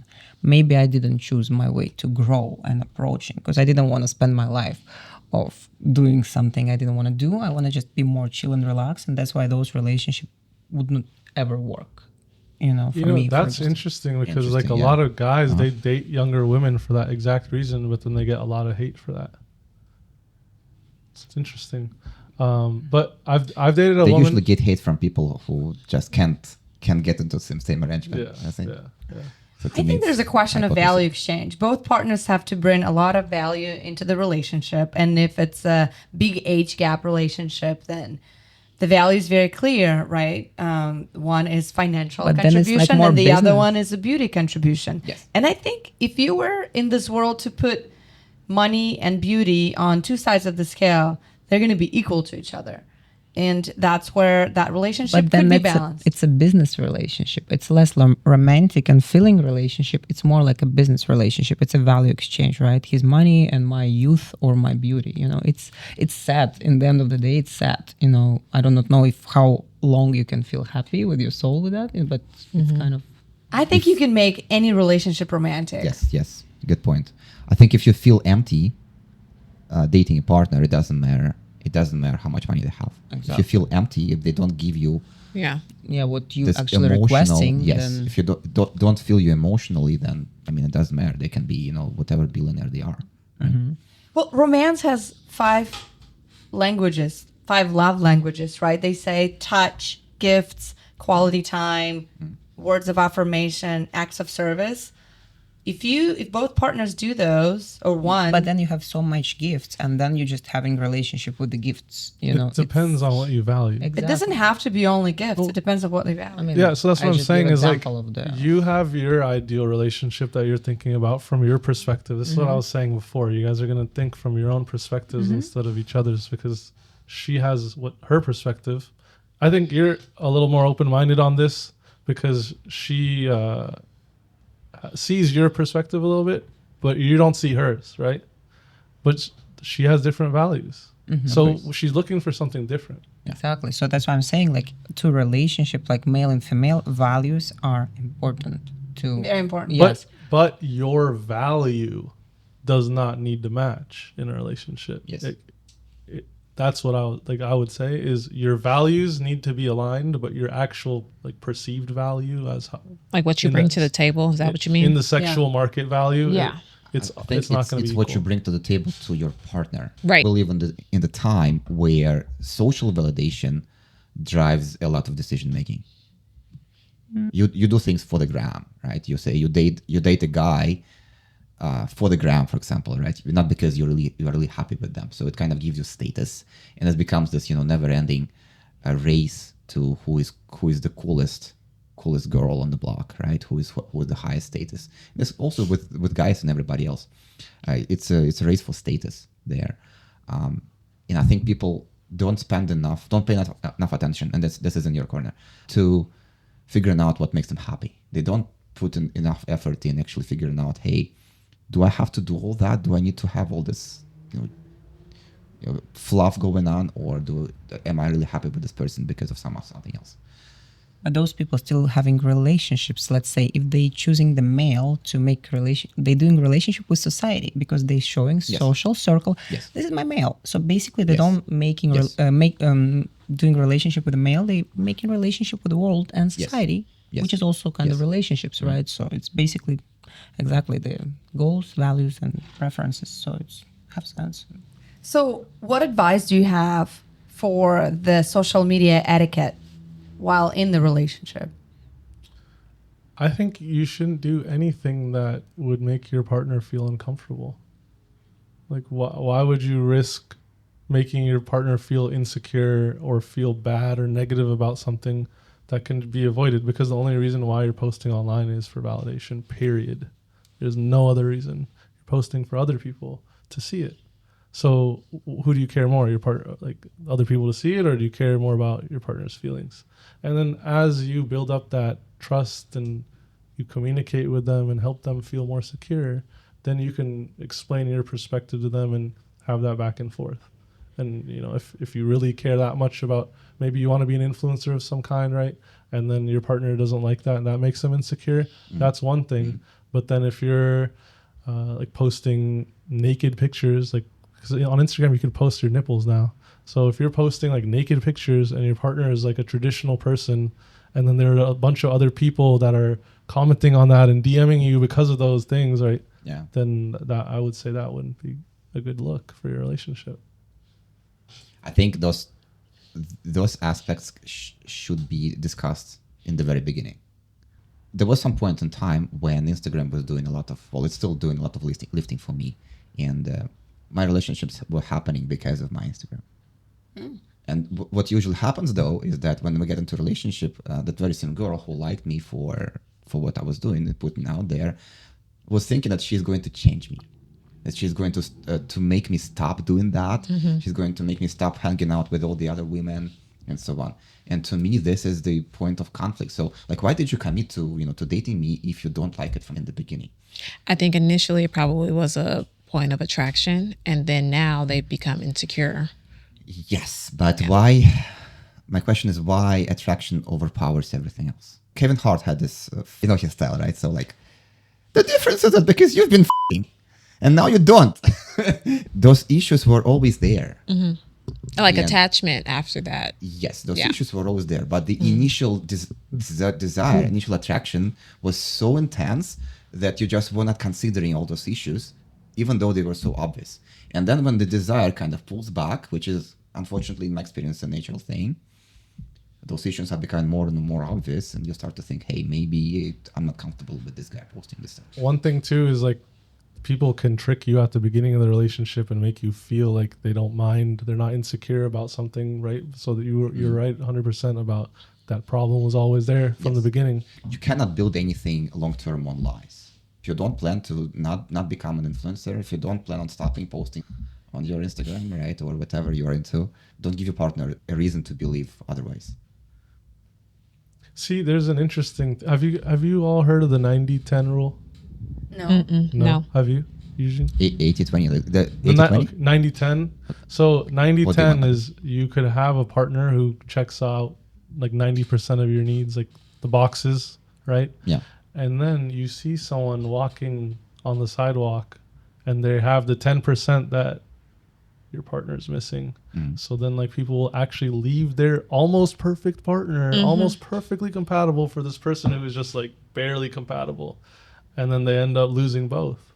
So it's like a new or thing. Gaining, you never know, because maybe this person grow, No, for real. And this 10%, it's what exactly the person need, because maybe he already knew how to do all this 90%. But I would never to him or herself. But nobody's really 100% though. That's what he's saying. It's just 100%. like the 90% is like, that is the perfect partner. But You said what? So like he's saying that person can leave for 10%. Because that's for example, like think So of he's searching perfection. So the partner keeps searching, right? that's what a lot of people think. he's either he may not be searching for quote unquote perfection. Well, he's probably thinking that person is perfect until he gets to know them and really realize that this was a downgrade from what I even had. Yeah. And then you leave that situation. How often you meet those people? All the time. All the time? It's very common. This is why relationships This is why people don't work cheat. out. Like, yeah. Yeah. This is a lot of why people cheat. It's the number one problem. Yeah. You always think the grass- You get complacent. Yeah, Yeah. the grass is always greener. You get complacent with your partner. Yep. Their perceived value goes down. They do one thing, like especially if you're an avoidant attachment style, you're gonna look for a reason to leave. Yep. Oh, the guy always puts his shoes in the middle of the room. He doesn't put it on the side, so let me break up with him because Just making up stories in your head. yeah. Or like the girl hangs out with her friends. Like who knows what she's doing with her friends? Like I can't trust her. I gotta break up with her. So I'm gonna hang out with this girl who has no friends. You find out she You just got to justify it. I think- I'm So gonna a go hang good out with this girl relationship, anyways. I feel like I got a really good relationship advice here. If you have a 90% partner, just be happy. Yeah. And if you're trying to reevaluate, just think about the 100%, not your 10% that you see some shiny object just that feel you're trying to like- run to. I feel like, but what is the 10%? It could be okay, let's just take for example, her butt's not big enough, or he doesn't have abs. But specifically in those types of situations, those things can be fixed. You can go to the gym and build a butt or a body or something like that. But you look at this person, it's just like, oh my goodness, you look perfect on the outside. You're charming. You speak well, and you think that you're getting the perfect person, but they might be trash on the inside. Yeah, look at the 100%. Yeah. I actually read it somewhere, the idea of this perpetual dating and how do you find your life partner? When is the moment that you settle down and says, this is it, this is my partner, he's good enough? And so the infinite choice of the internet allows us to have access to anybody that we can have with millions of different characteristics. So what I read I thought was really insightful. They say like, well, date for 6-7 years, meet enough partners so that you can have a calibrated pool. And the next partner you meet, if they're good enough, just settle down with them. Because the cost there is you're going to continue dating and looking for perfection versus you can build something really meaningful, important with this one person where you can smooth the rough edges and really be the better versions for each other. And so that will give you a much better satisfaction in life than continue dating perpetually and looking for that next perfect person. And communication is the key. If you're missing 10% and you acknowledge yourself enough to understand what you're missing, you always can talk to your partner and try to solve this if it's a big issue and problem, let's say.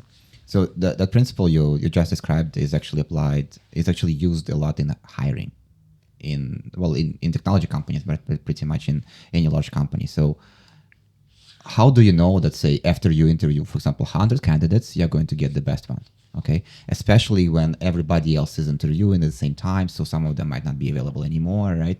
So it becomes like stock market trading, right? So the principle is being used there is like, let's interview first 30. So like use 10 years of your life to date around, right? Mm-hmm.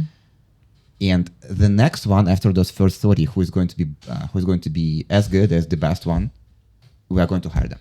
You see, this is the principle. Love that. Yes. I love that it's transferable from dating to business. So for dating, how would you apply it? If you were going to give someone actionable advice? The first thing to ask is what the goals are, right? There are so many configurations now, especially in this country, and there's so many different motivations for why do you want to even date. Do you want to be monogamous or non-monogamous, right? Do you want a partner for forever? Do you want someone who can be like a good mom, for example? Like, I'm talking about myself, right? Because I'm a guy. Or do you want someone who will be like your CTO, for example, and just run around and help you make money? There are so many reasons why you're looking for a partner. Do you want to have business together with your possible partner, or do you want someone who has your back at home? So most people, they just want a relationship, right? Any random relationship. So most people want a loving, fulfilling relationship, right? So with that in mind, I would tell people go to church. That's a good one yes. too. But what I would say I found is the best candidates to marry go into church. This is my experience. Yes. Yeah. Or you can pick a very good guy by going to church and pretend. Yeah. But so I was gonna say, if I was gonna give that advice to someone, I would say find 14 to 28 people, and then go on a date every single day, back to back to back to back to back to back to back. And then after you're done with the first round, figure out like, did someone check off all your boxes? Who was the best? Like, put them in a top 3, and then from the top 3, pick one and pursue them and see how that goes.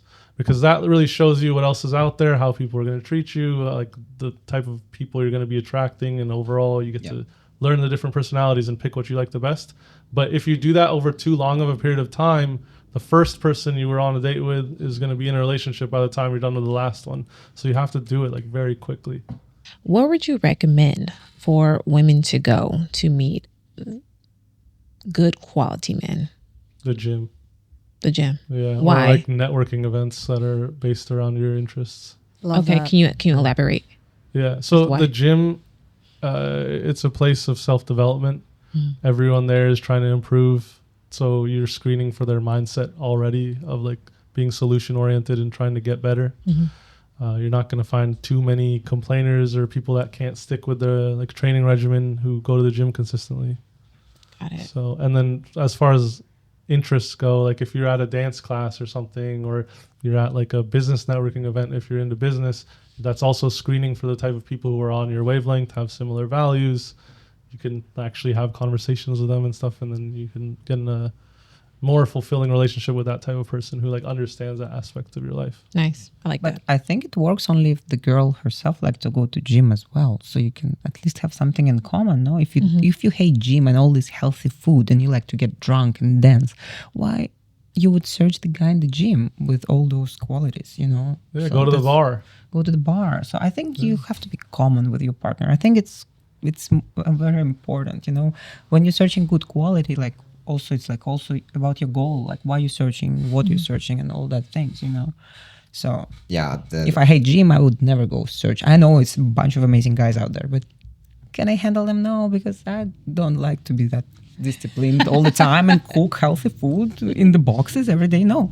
Yeah. If you are into finding guys to drink with, then you can really go to the bar Yeah, and it be should be a alcoholics. common interest as Alcoholics well, together. you know.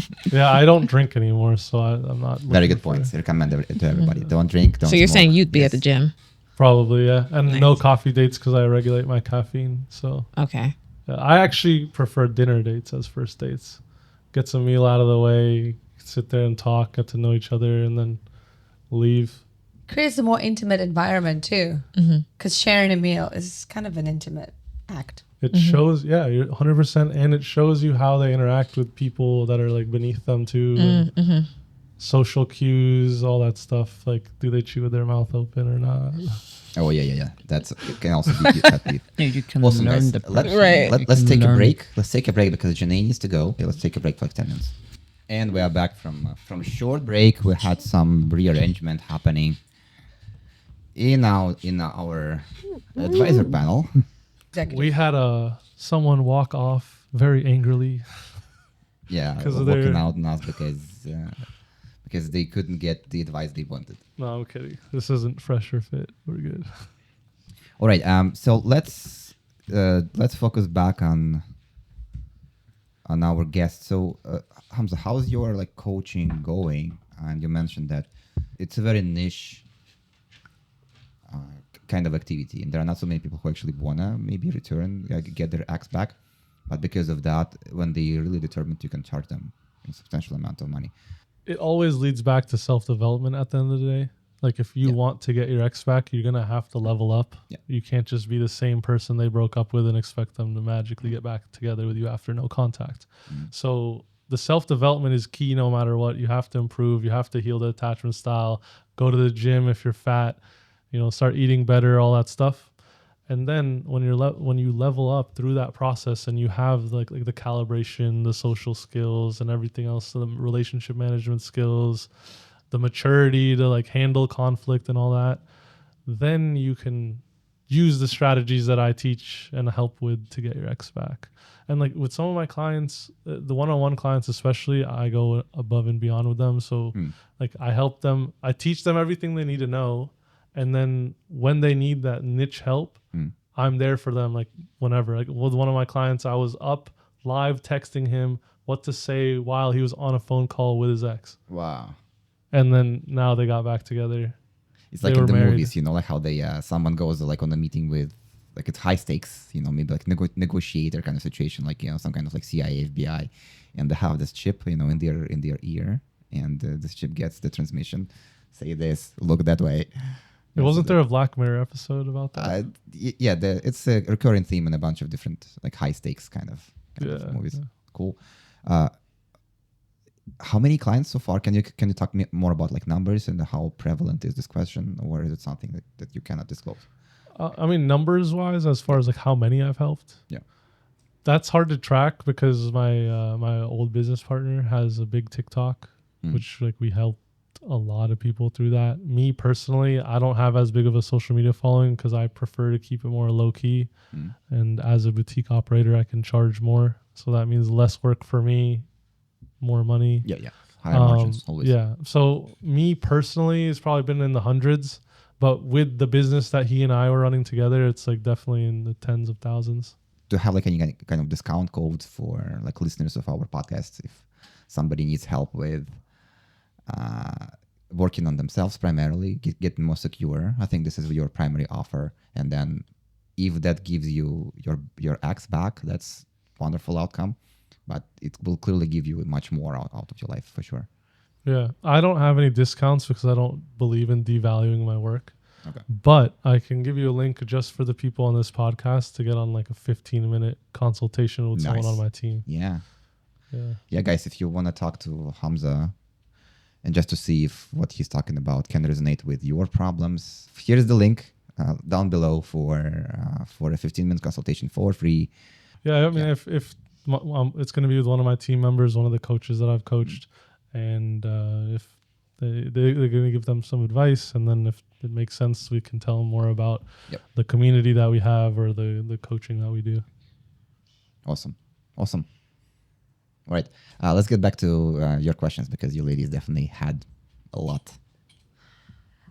I know that men do a lot of evil stuff when they're preparing for dating, when they're training themselves up. They're willing to do any kind of strategies and take up any advice, any resources. I want to talk about the pickup strategies. And there's NLP approach where it's called Neuro Linguistic Programming, where you literally use the relationship tactics that manipulate people to give you a certain response.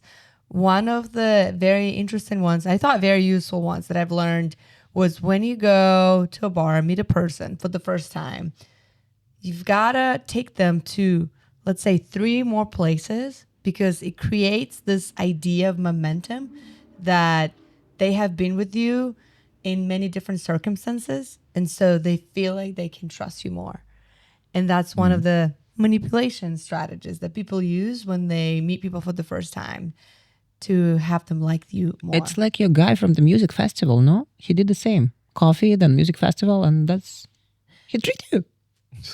Then the helicopter ride. Yeah, there's so many tactics like that, but I'm curious if there's any other stuff.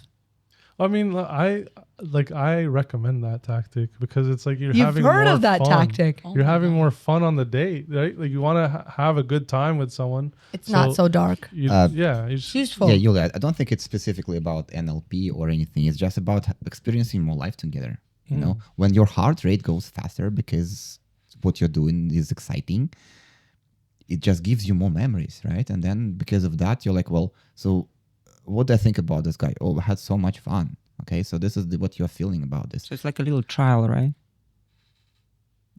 Yeah, but it also pushes the bar very high. If the first date was so amazing, the expectation is that all the other dates will be as amazing. NLP has a lot of controversy around it because people could use it for the right reasons. If you're trying to meet a life partner, get married, be happy, that's great. I think you should use all strategies, and having many memories together over a single night is really good. But if your intention is to hook up, never call back, I think that's where that controversy comes from. It's from people feeling their ego, just having the large count of dates and people that are really into them and then drop the ball. But I think the audience would really benefit from learning a couple of those strategies if you're open to share. I mean, with NLP, it's just about putting an image in the person's mind where they can see themselves being with you or complying with whatever it is that you want.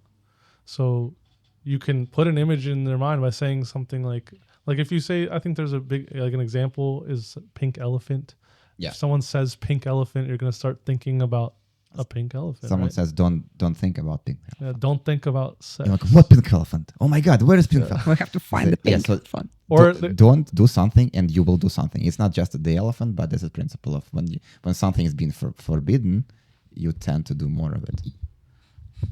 And So if a is the advice to say no to a girl and then she's gonna want you more? Sometimes, yeah, it's reverse psychology. But like when a girl says we're not gonna have sex, like every single time, like they want to have sex, but it's almost like they're trying to use reverse psychology on the guys to get them to try more. Interesting. Yeah. So the girl, it goes both ways. What about this tactic where, as a man, you wear some really bright object that stands out at the bar? Let's say a bright scarf or a hat. Is that helpful? It separates you from the crowd. I think anything that separates you from the crowd is helpful, but I also don't think you should go out of your way to wear things that you don't actually like just to get attention from other people. But anything that separates you from the crowd or creates a more like distinct impression on someone else is going to help you. And what about this advice on how to make people comply with whatever you want them to do? So that is all value based. The higher value you have, the more you can get them to comply. So like first of all, it depends on what you value, because what you value is going to dictate your perceived value of that person, right? So for you have a certain level of value to like your fiance, for example, but then to someone who, like a guy who mistreated you in the past and didn't really come correct for you, he didn't value you in the same way, right? And then you didn't value him in the same way because he wasn't fulfilling your needs. So that's why I think there's like someone out there for everyone. You know, everyone has different values and stuff. So you just find the type of people that are your 10 and then interact with them. Can you, Yuli, can you give examples of what do you mean by making people comply to what you want to do? Well, Hamza was sharing what NLP is. It's making someone feel like you are more attractive to them and make them do something that's according to your agenda, right? So I was just curious.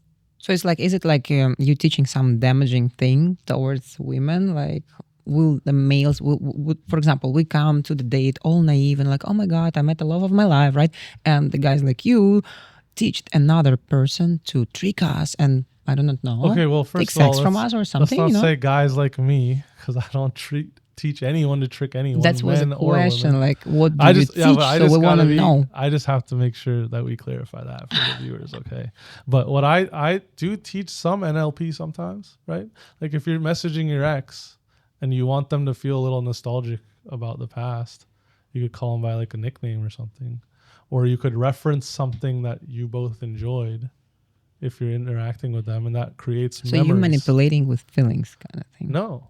How is that manipulating with feelings? You're sharing how you feel. For with the example, other if your person. partner walks away and he already want nothing to do with you, for example, right? And you're like, no, but I want you back. Let's manipulate.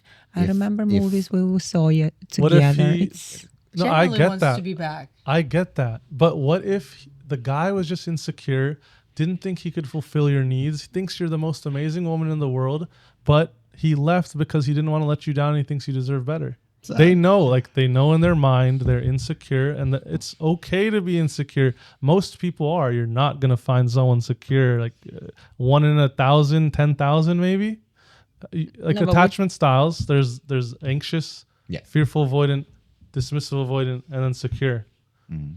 To become secure, like you have to have like an amazing childhood, and your parents have to treat you very well. or you have to work on yourself with like a therapist or whatever. But the question was, and I'm still, maybe I didn't say it right, maybe I'll pronounce it a different way. Like, for a woman, like, because you and I were asking from the women female perspective, right? Like basically there is insecure guy, right? With some sort of like advice needed. You come and make him feel like a man and he's masculine, and then those guy approaching us, he already like, yes, I got her. As a woman, if there is like any guarantee that this guy will not go back to his insecurity level, and is it even equal partner to us when he's approaching us as a females with all his problem already? He know how to approach and catch us, but how long will he last next to us? What do you think I'm coaching these people on? I do not know. That's why we're asking the questions. Yeah, I teach them social skills, how to heal from an insecure attachment style to secure, how to manage relationships, how to communicate, how to build trust, how to fulfill needs, how to take care of the love languages, all that stuff. But how long you normally working with one human, like in 3 to 6 months. 3 to usually. 6 months? Yeah, minimum. And then usually if they didn't achieve the result that they wanted, they do sign up for So more. we're not in danger when those guys, we call them pick-uppers, come to us. Pickup artists. Pick-up artists. Those guys are... Do you think you are even, well, not vulnerable, what I'm trying to say, but do you think that the pickup artist would be able to get you? You never know, because relationships need time. Any type of relationship. Relationship, yes, but specifically, okay, let's call names. Pickup is a set of techniques that leads to having sex the fastest on the guy side. Go on. Only if the guy is misrepresenting what he's providing. Yeah. Yes, that's danger. Yes. Majority of situations we see, and that's why there are all those stories about like police getting called on guys or like security getting called on guys, okay, because they are misrepresenting. As soon as we go into like, hey, how to actually be likable by people, you have to work on yourself. You have to put in effort. It takes like 6 months or maybe 6 years or 60 years sometimes, right? So it's actually hard work, and this is where it becomes genuine. So in your case, because of high profile of all the people you've dated before, you would be able to see if a guy's lying, wouldn't you? I would say not always necessarily you can recognize that the guy lying to you or not, because sometimes you really do not recognize it, right? But then the most action which come from woman, I think it's based what woman wants, right? Like if the woman doesn't mind to have sex with a partner, then she's like, okay, whatever you tell me, okay, fine. It's kind of that thing too. If she doesn't it mind, depends on her desires and what she wants right now. You're right. So she doesn't really think, oh my God, if the woman go out to the bar and she's like, oh my God, I'm gonna meet a guy, I'm gonna marry him in 5 years, something like that. It's a different intention. I think she's a bit off. And this girl might be in danger because she's like, are you good? So she start questioning, even if the normal guy come to her, right, and approach her, but she's like, start questioning him. Are you good? Whatever. And she start keeping asking him question. It can also like say to guy, okay, whatever. Because some relationships start with something easy, right? Easy going, and then it's coming something. So can I recognize all those pickup techniques? Yes. No, the pickup strategy, I do not know if he's a player or not. I would not recognize it. But in the future, yes, of course, I will recognize, like in as soon as you few meetings, as I soon would as you see. meet few of them, you kind of met all of them, because the pickup even teaches you to use the very same lines to the point that you somebody comes to you, a new guy with new face comes to you and says the very same line you heard 15 times today. No, but bro, I actually I can cold read. Like if I know like someone's doing a boot camp or something and I know their material, I can reapproach the same girls and be like, hey, did he say this or that? Yeah. Did he say this? So I think on that topic is if a girl is out there at the bar and he's down to have some fun tonight, it doesn't matter if you're a pickup artist or not, right? She's just looking for somebody who she can have the one night stand. But if she's looking for a marriage in a bar, she might just go for a drink, just to not be bored or something. So it's always about intentions, like what. It's all about intentions, exactly. You see, there are better places to go to if you're looking for a long-term partner than a bar, okay, or a nightclub, right? You wouldn't be looking for a husband in a nightclub, right? But sometimes things happens in life, the more nightlife, it's. Sometimes you're just having fun, right? And who you want to have as a partner in your life for the whole life. You don't want to be with someone who you just sit at home and all serious, like doing I do not know, something very serious. You want someone with whom you're having fun. So there are chances that you can meet partner for life in the bar or in any fun activity. Like, so I don't think, because life is unexpected, I don't think there is like a criteria where you can go, in gym, you only search the partners for life. In bars, you don't. You never know. As long as you have fun and you're feeling good with a person, that's partner, that's life, You can go so far with the strategies, but life always will put you in directions when you're happy and you're having fun. And that's kind of thing, in my opinion. Yeah, I think the point that Eugene was just making is that the percentage of high quality people for like, long-term relationships are going to be harder to find in the bar compared to a different place. I don't know. Clubs are by nature and by design are places where there are two classes of people. So they purposefully enforce this artificial separation. And there is class of just regulars or peasants or whatever, right? And they go into like general admission, and they are there for the DJ. They're there to go and approach drunk girls, or about to get drunk, offering them drinks and so on. So this is the normal kind of like the life. Some people just like music and they go to nightlife to hear the music. Yeah. I go to clubs because my DJ is there. I don't care about else. Exactly. So you can meet any potential partner everywhere. No, of course. But let me close this topic. So second class is the class who is willing to pay for access to the status behind the ropes by purchasing tables, and not just the tables per se, but they are buying alcohol, which is 50,000% margin on top of the price. So like the bottle of champagne can cost $15,000 per night, and there are people who are willing to spend up to $250,000 per night. They are called, if you want to know more, there is a book called Very Important People by Ashley Mears.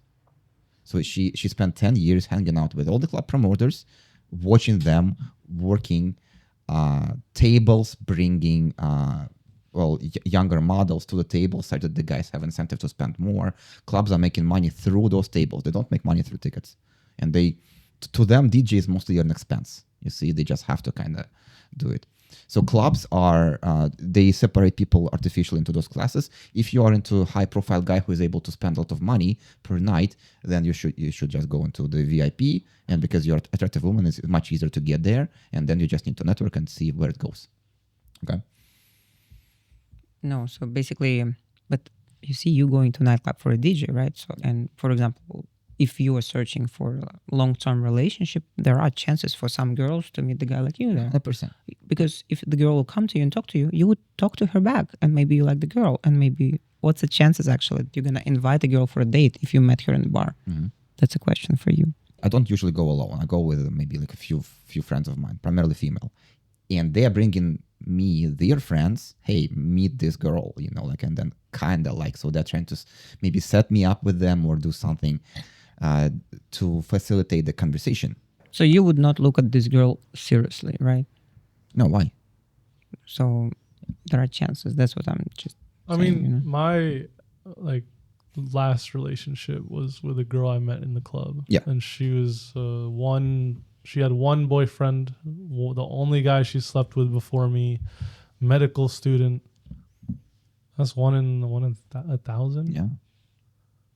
Yeah, the odds are really low there. Yeah. My relationship, the most recent relationship, happened because I was at a lounge, and there was a girl on the balcony of this lounge, and I was just going and talking to people, and bam, then she disappeared for 3 months, and then 3 months after, she just showed up in my Instagram and liked every single photo on my Instagram. Let me see. Determined. Okay. Let's see where it's going. So yeah, you can meet people anywhere. You see, but if you want to find like a high quality person, that you have to look at the premise of the venue. What's the premise of the bar or the club, right? What's the premise of a medical school? What's the premise of a business networking event? So I would say like both of you agree on the fact that you can meet awesome people at the club, But to Eugene's point, like you're just gonna have a way lower percentage because of what that place means, and then on top of it, people will behave differently than they normally behave in those places too, not just because of the alcohol, but because of the vibe of the place. So you might have like a good girl who's like letting loose, and then in the club she looks like a hoe, but in reality she's just a good girl like dancing with her friends, right? But then you have a perceived notion, like a preconceived notion that this girl's out with her girlfriends and dancing, and she must that must be how she is all the time. So it's hard to tell. Yeah, you can meet amazing people there. I wouldn't recommend going to the club if you're looking for a long-term relationship. I would recommend going to the club for fun. Yeah. If you meet someone there, cool. Yeah. Otherwise, look elsewhere if you want to look somewhere specifically for a relationship. Yeah. Also, I think it's one of the culprits of misconception about. I met that girl at the club, right? And then next morning I texted her and got no response. Why? Because she's not like that. Okay, she had fun. She realized that she probably showed the side of her that she doesn't want to show you. Well, there are so many reasons, and you probably can talk more to this. Yeah. I mean, or she could have just forgotten who you were because you got 20 numbers in one night. Yeah, that's another example, right? Maybe she was drinking too much and she really liked you a lot, but then she just was drunk at that time, so and then doesn't remember you in the morning, or it could be anything. But when alcohol is involved, I wouldn't say that's the most conducive place to go. Yeah, exactly. Can we talk about red flags? Yeah, let's do it. I'm curious. You meet a person, they're amazing. There's some things to watch out for if you're looking for a long-term relationship. The one that stands out the most to me is love bombing. If someone is too proactive, too in your face, sharing so much love in the first week, offering you to be a girlfriend, marry them, looking for a place together, run. That's my red flag that's most memorable. I'm curious if you all have anything else. Yeah, no, that's a good red flag. I call those like delusional situationships. And they burn fast, right? So breadcrumbing, love bombing, any type of like negative manipulation or like with things that are going to negatively affect you and stuff. Because like sometimes as a leader in a relationship, you kind of have to influence it and make decisions and stuff. But just a guy who's not looking out for you is the biggest red flag. Or like a woman who doesn't make her man like look better in front of other people and like feel respected. That's the biggest red flags for me. So we all lived through pandemic. It's like 2024 and COVID is still with us. So yeah, we survived COVID. I had COVID not once in my life.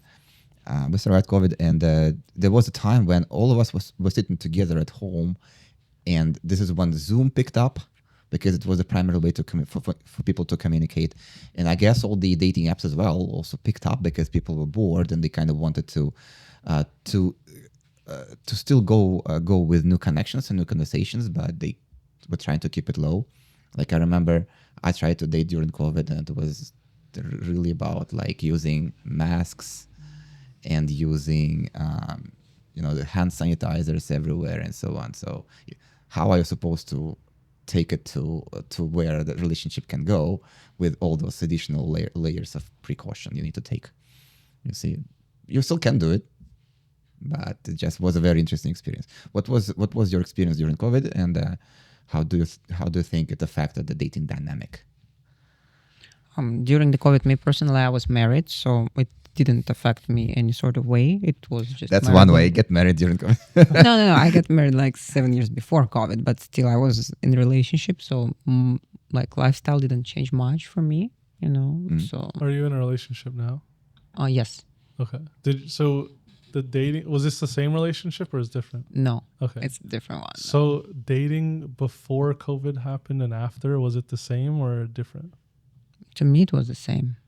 Okay. How about you? Because COVID, I started dating again maybe like 4 years after COVID. So like recently, let's say. So I didn't really notice all those struggles which were in 2020. Yes, it was definitely boring because you couldn't like go out and do social life, right, with your friends. But dating, I can't tell much. I don't have this experience during the COVID time. So A lot of relationships formed during COVID because you had to be in the bubble. You had to have one partner.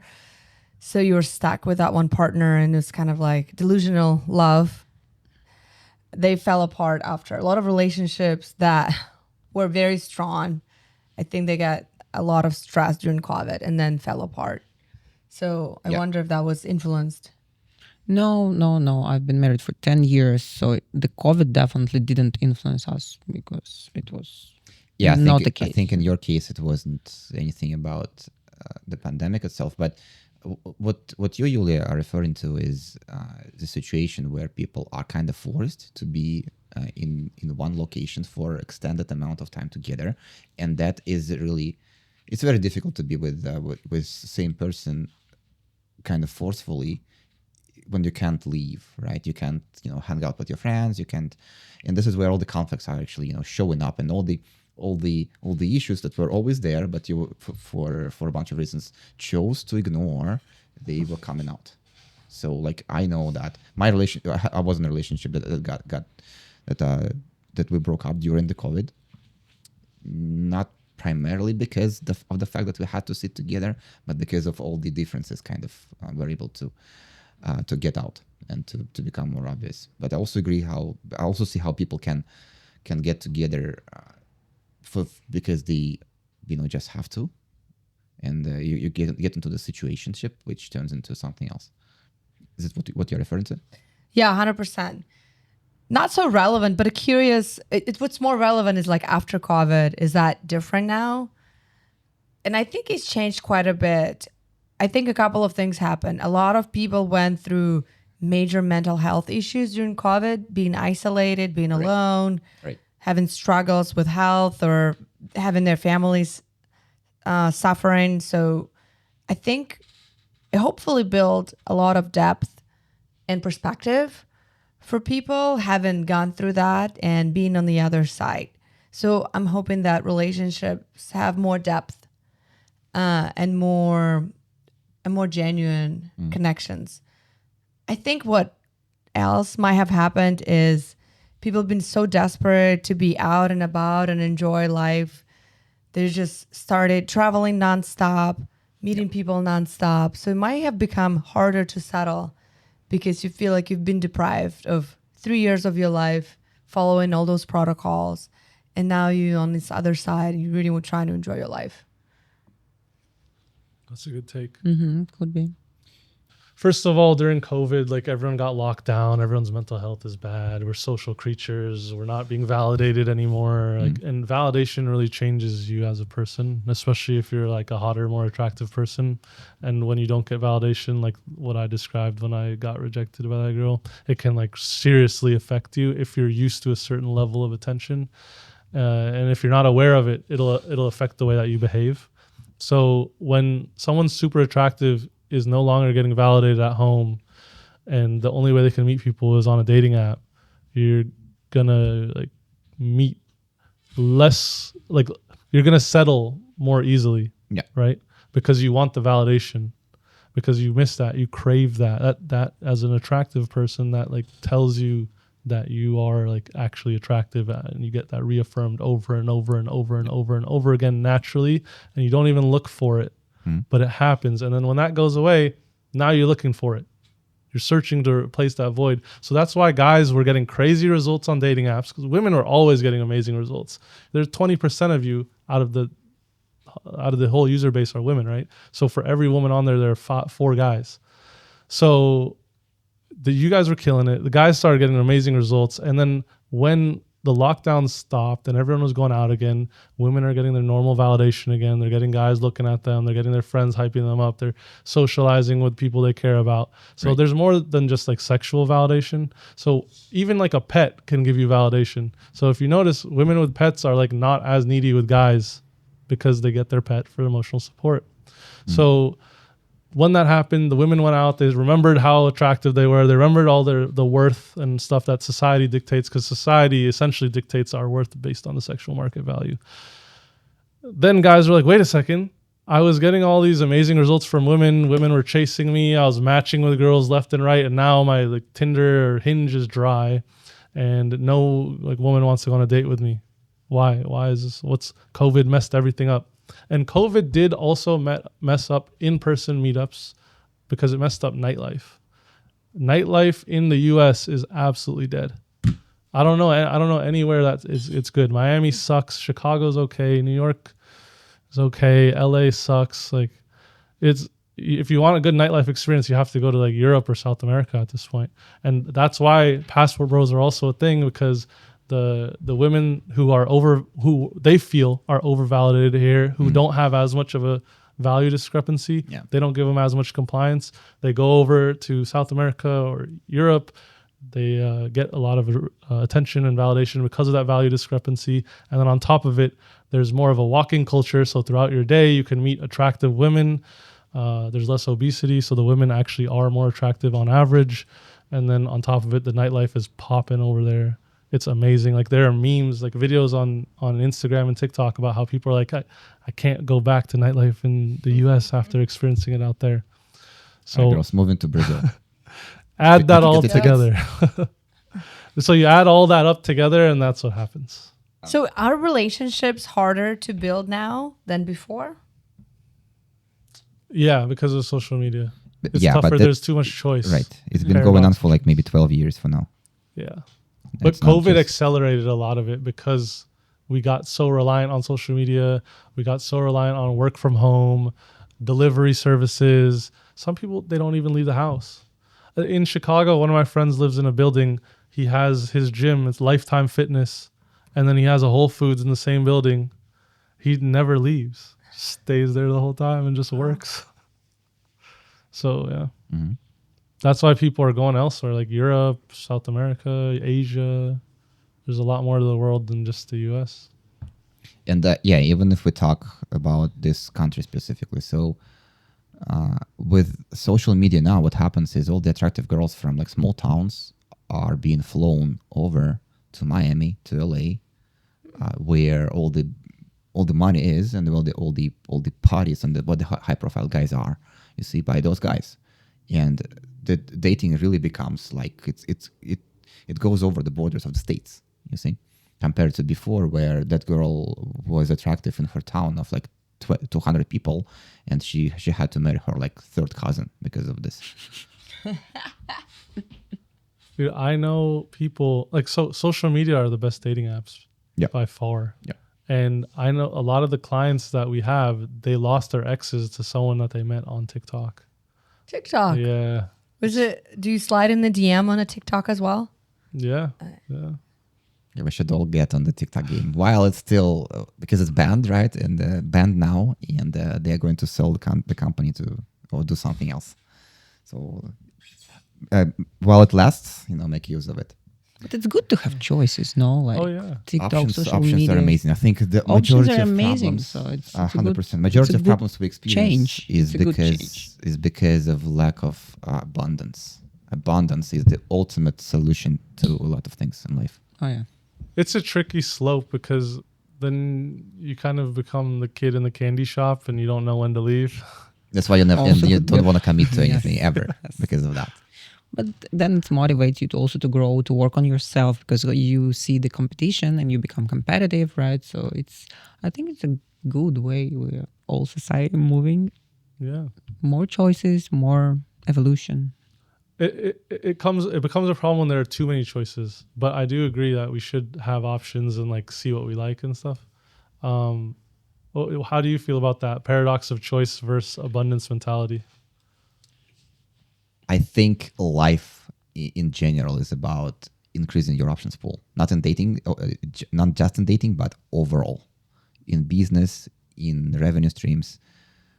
A lot of poor decisions are made because people couldn't find a better option for them.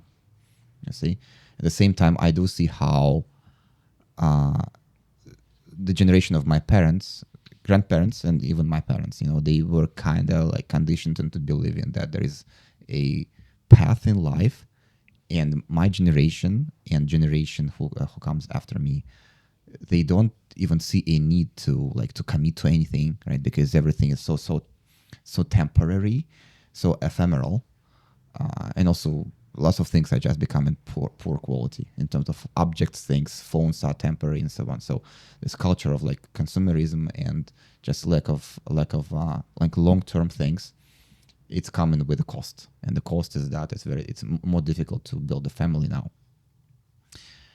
But for some people, it might be also okay. Some people never want family. Some people never want kids, for example.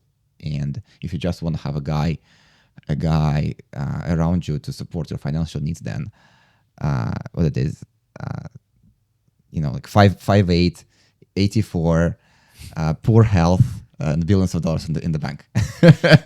That's what you need. So yeah, I think abundance overall is good. It can be too much though, 100%. I agree. I think choice has made dating more difficult, but elevated in some way. So when we have too much choice, this paradox of choice, we don't know where to settle down. We just don't spend any time on a single person to build enough depth, to build that intimacy, because intimacy is not physical interaction. It's actually an emotional connection that takes time to build, because you have to take down your shields. You have to build trust. And that comes only with experience, the depth and the frequency of experiences. But I think it made people elevate their dating game, right? You have to be in a better shape. You have to look better.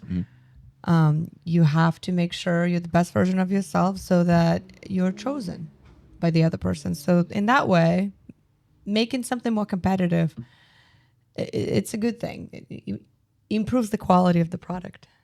And I want to... We should probably close, but I'm going to give one last phrase here. The very same dating coach Sharon Hell, who does similar things to what you are doing, but for women, she coined in this idea of a roster, and I like to bring it up. So she says that anybody, before they commit to becoming a family, anybody should have 5 people in their like dating pool who they loop through on a regular basis. And then if somebody falls off, then you can always, increase your pool. This applies to both girls and boys. I think it's basically the implementation of the abundance idea. You always have somebody to go out with. I support that. Yeah. And I also emphasize to people that you can have a roster, but not have sex with them if you don't want to. But it's still important to have that abundance to see what else is out there. Options. Keep options open. Awesome.